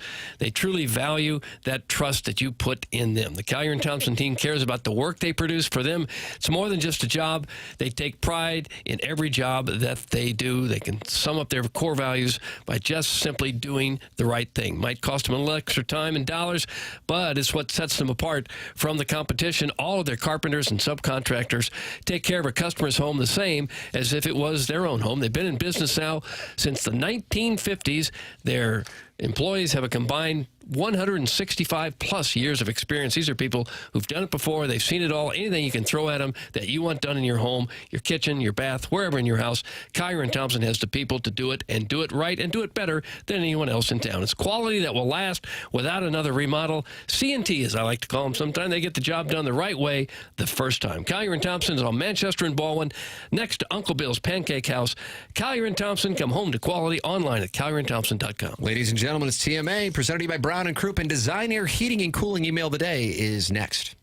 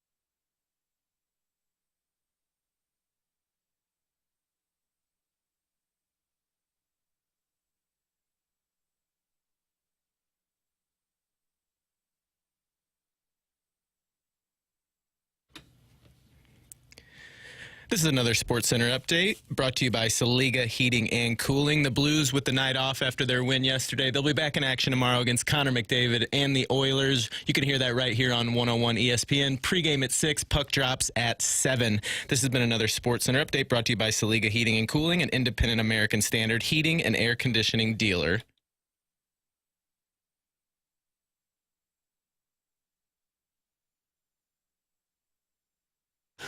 It's TMA, 101 ESPN and the TMA STL YouTube channel. Tim McKernan, Doug Vaughn, Chairman Kurt with you, ladies and gentlemen. It's a brand new month. Everybody is tied at 0 for the Design Air Heating and Cooling Email of the Day standings. Doug, let's get it on. Okay, all right. Defending champion, the self-made stay-at-home Ladue mom, nowhere to be found. Guess she wins, and then she runs. Right. Probably vacationing now with the huge prize pool she won. What does she win? Is that nothing. $1 million? I think they win nothing. It's not $1 million. Our heartfelt congratulations. And that's worth plenty. Good day, gents. I'm new here. Until everyone gets to know me better, I'll just tell you a different detail about me daily. Today, the one thing I want you to know is I'm an elite north of St. Charles. I'm also short. Another thing is this camera angle today has me going, if you know what I mean. I'm going to read that again to see if you can. What do you mean? Another thing is this camera angle today has me going, if you know what I mean. Okay, this is a lousy email. Who was it, Tim? That's not done yet, though. Good Okay. news. Lastly, I don't like when people get to know me. But another thing you need to know is I want to be Doug's lawn boy. Oh, okay. Jimmy Ballgame is a man of the people that doesn't want to be around people. Feel better, Jackson. Hashtag Festus. That's from the YouTube chat. Well, the YouTube chat has a representative emailing in. The YouTube chat. I didn't know they had elected a representative to represent their... But we're just going to get to know him in bits and pieces. And he's from north of St. Charles. Morning, Jets. Wow. Jimmy Ballgame dropped bombs on us this morning. What even is the state of the Cardinals? The apathy has set in across the St. Louis metro area. How a great franchise has fallen. The Cardinal Hall of Famer has let the air out of the room. And no, it wasn't a DeWitt wet fart. Oh. Jimmy said the quiet part out loud. So refreshing to hear from an insider's perspective. When the lame duck GM has had one job to cut payroll this offseason, seemingly no payroll's been cut. Thank you for bringing the great Jimmy Ballgame onto the program. That's from Droid Effects. P.S. The overhead camera makes you guys look so freaking cute. Nice. Does it make us look cuter? I like that. Can't see our faces, so that would make sense. Yeah, it helps out. For the first time in my live-long life, I was looking forward to a court basketball discussion, but Jackson's embargo forebode any discussion like he is our supreme leader. He needs to have the same level of commitment and dedication as our alderpersons who urinate in trash cans to continue a filibuster. It's called haunt to. This is why legends like Jim Edmonds and Timmy Tom Tom moved to Tennessee to cut grass with a tractor and startle barn cats. I haven't been this mad since the weather person's forecast of 4 weeks of snow hit 45 minutes later than expected. That's from Shooter McGavin, Vice President of the Kansas City Province of the St. Gabe 7th Grade Championship Parade. Shooter McGavin. Landing in Barrett's top 20 is cool and all, but seeing those blank wood panels instead of Doug and Tim's faces on YouTube reminded me of the old days when technical difficulties were your calling card. Low production value was your bailiwick. I kind of miss the deafening sound of nostril hairs whistling directly into a microphone. And I miss the ever-present noise of ice cubes rattling in a cup. I also miss the way the studio door used to violently slam shut several times per show, somehow, always right in the middle of a live read. I'd give anything to hear some lip smacking or heavy breathing or coughing just one more time. Sure, Martin battled the cough for a few days, but it's not the same. I want that powerful elderly smoker's cough to tickle my eardrums. Jimmy Ballgame was great, but I saw on Facebook that Iggy made sloppy joes over the weekend, and I just know those sandwiches would have been your lead story today. If you're out there, Ken, I know that Hawaiian Tropic is treating you right. That's from the JV golf coach. P.S. I actually like this new zoomed-out camera angle with everybody in one single shot. Brilliant idea to use the security cam located on the roof of the Diamonds Direct building next door. That's what this camera is? It's the security camera from Diamonds Direct? We hacked into their system and borrowed it. It's working. No idea. JV golf coach. Konnichiwa, gentlemen. Love the show. I recently switched jobs, requiring me to wear both. Doug, I'm going to read this again. Okay. I recently switched jobs, requiring me to wear clothes. I'm going to read it one more time. Try it again. I recently switched jobs, requiring me to wear clothes and commute to work. Hideous. Omit that first wear. I think Hideous. Which means now, I'm listening to your show every day again. It's crept into my daily life, and I found myself thinking about Tim in church on Sunday, wondering what he was doing and why we were 15 minutes into the service and the pastor hadn't mentioned Tim once. Let's just say it caused me to question things. I didn't question your show's dedication to hardscrabble journalism, and I appreciate the hard work. I also appreciate the fit of Martin's T-shirt today, as it reminded me I needed more cream in my coffee. On the same note, Doug reminded me I needed less cream in my laundry. No. Thanks to the Daily Inspiration, boys. That's from the Rogue Onion, writing in the Rogue Onion, The Doug. Rogue Onion. Longtime legend. Yeah, he's back. Rogue Onion. Doug, it's a girl. Another girl. Sure it is. And she has a husband. Okay. My husband called in several years ago and got on air. You may not remember, but he called in as a boy named Stacy. Do you remember a boy named Stacy? No, I don't. The conversation was about the housewives' pyramid schemes. He was a great fan, so much of a fan that I had to listen almost daily about what was discussed on the show. Most vividly, I recall how gay Doug is. What?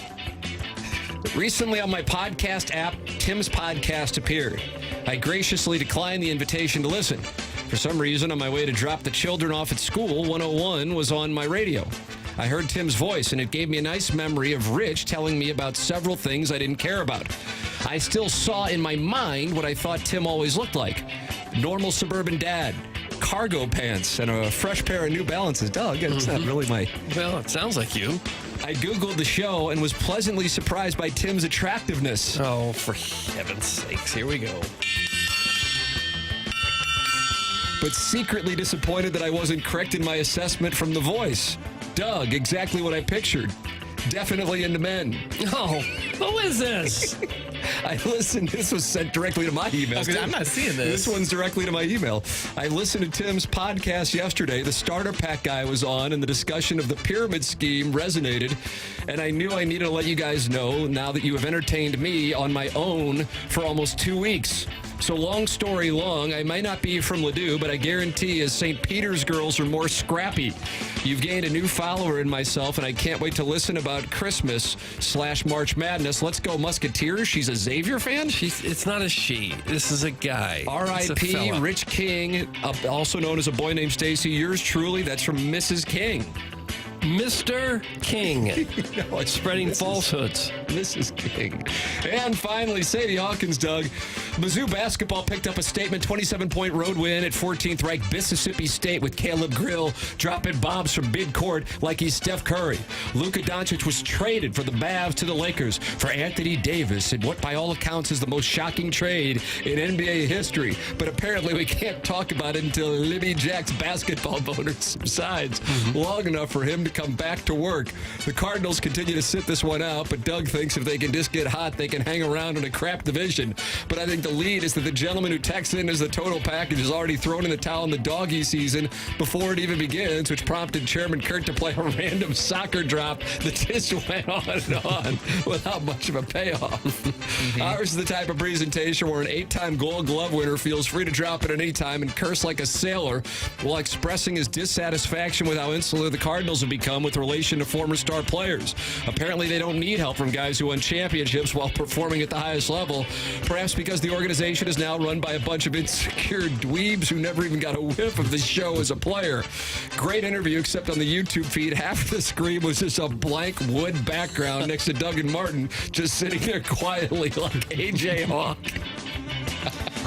Body's not even cold yet. Chairman Kurt was quick to deflect blame for Tim's camera being off, saying he was never trained for camera work.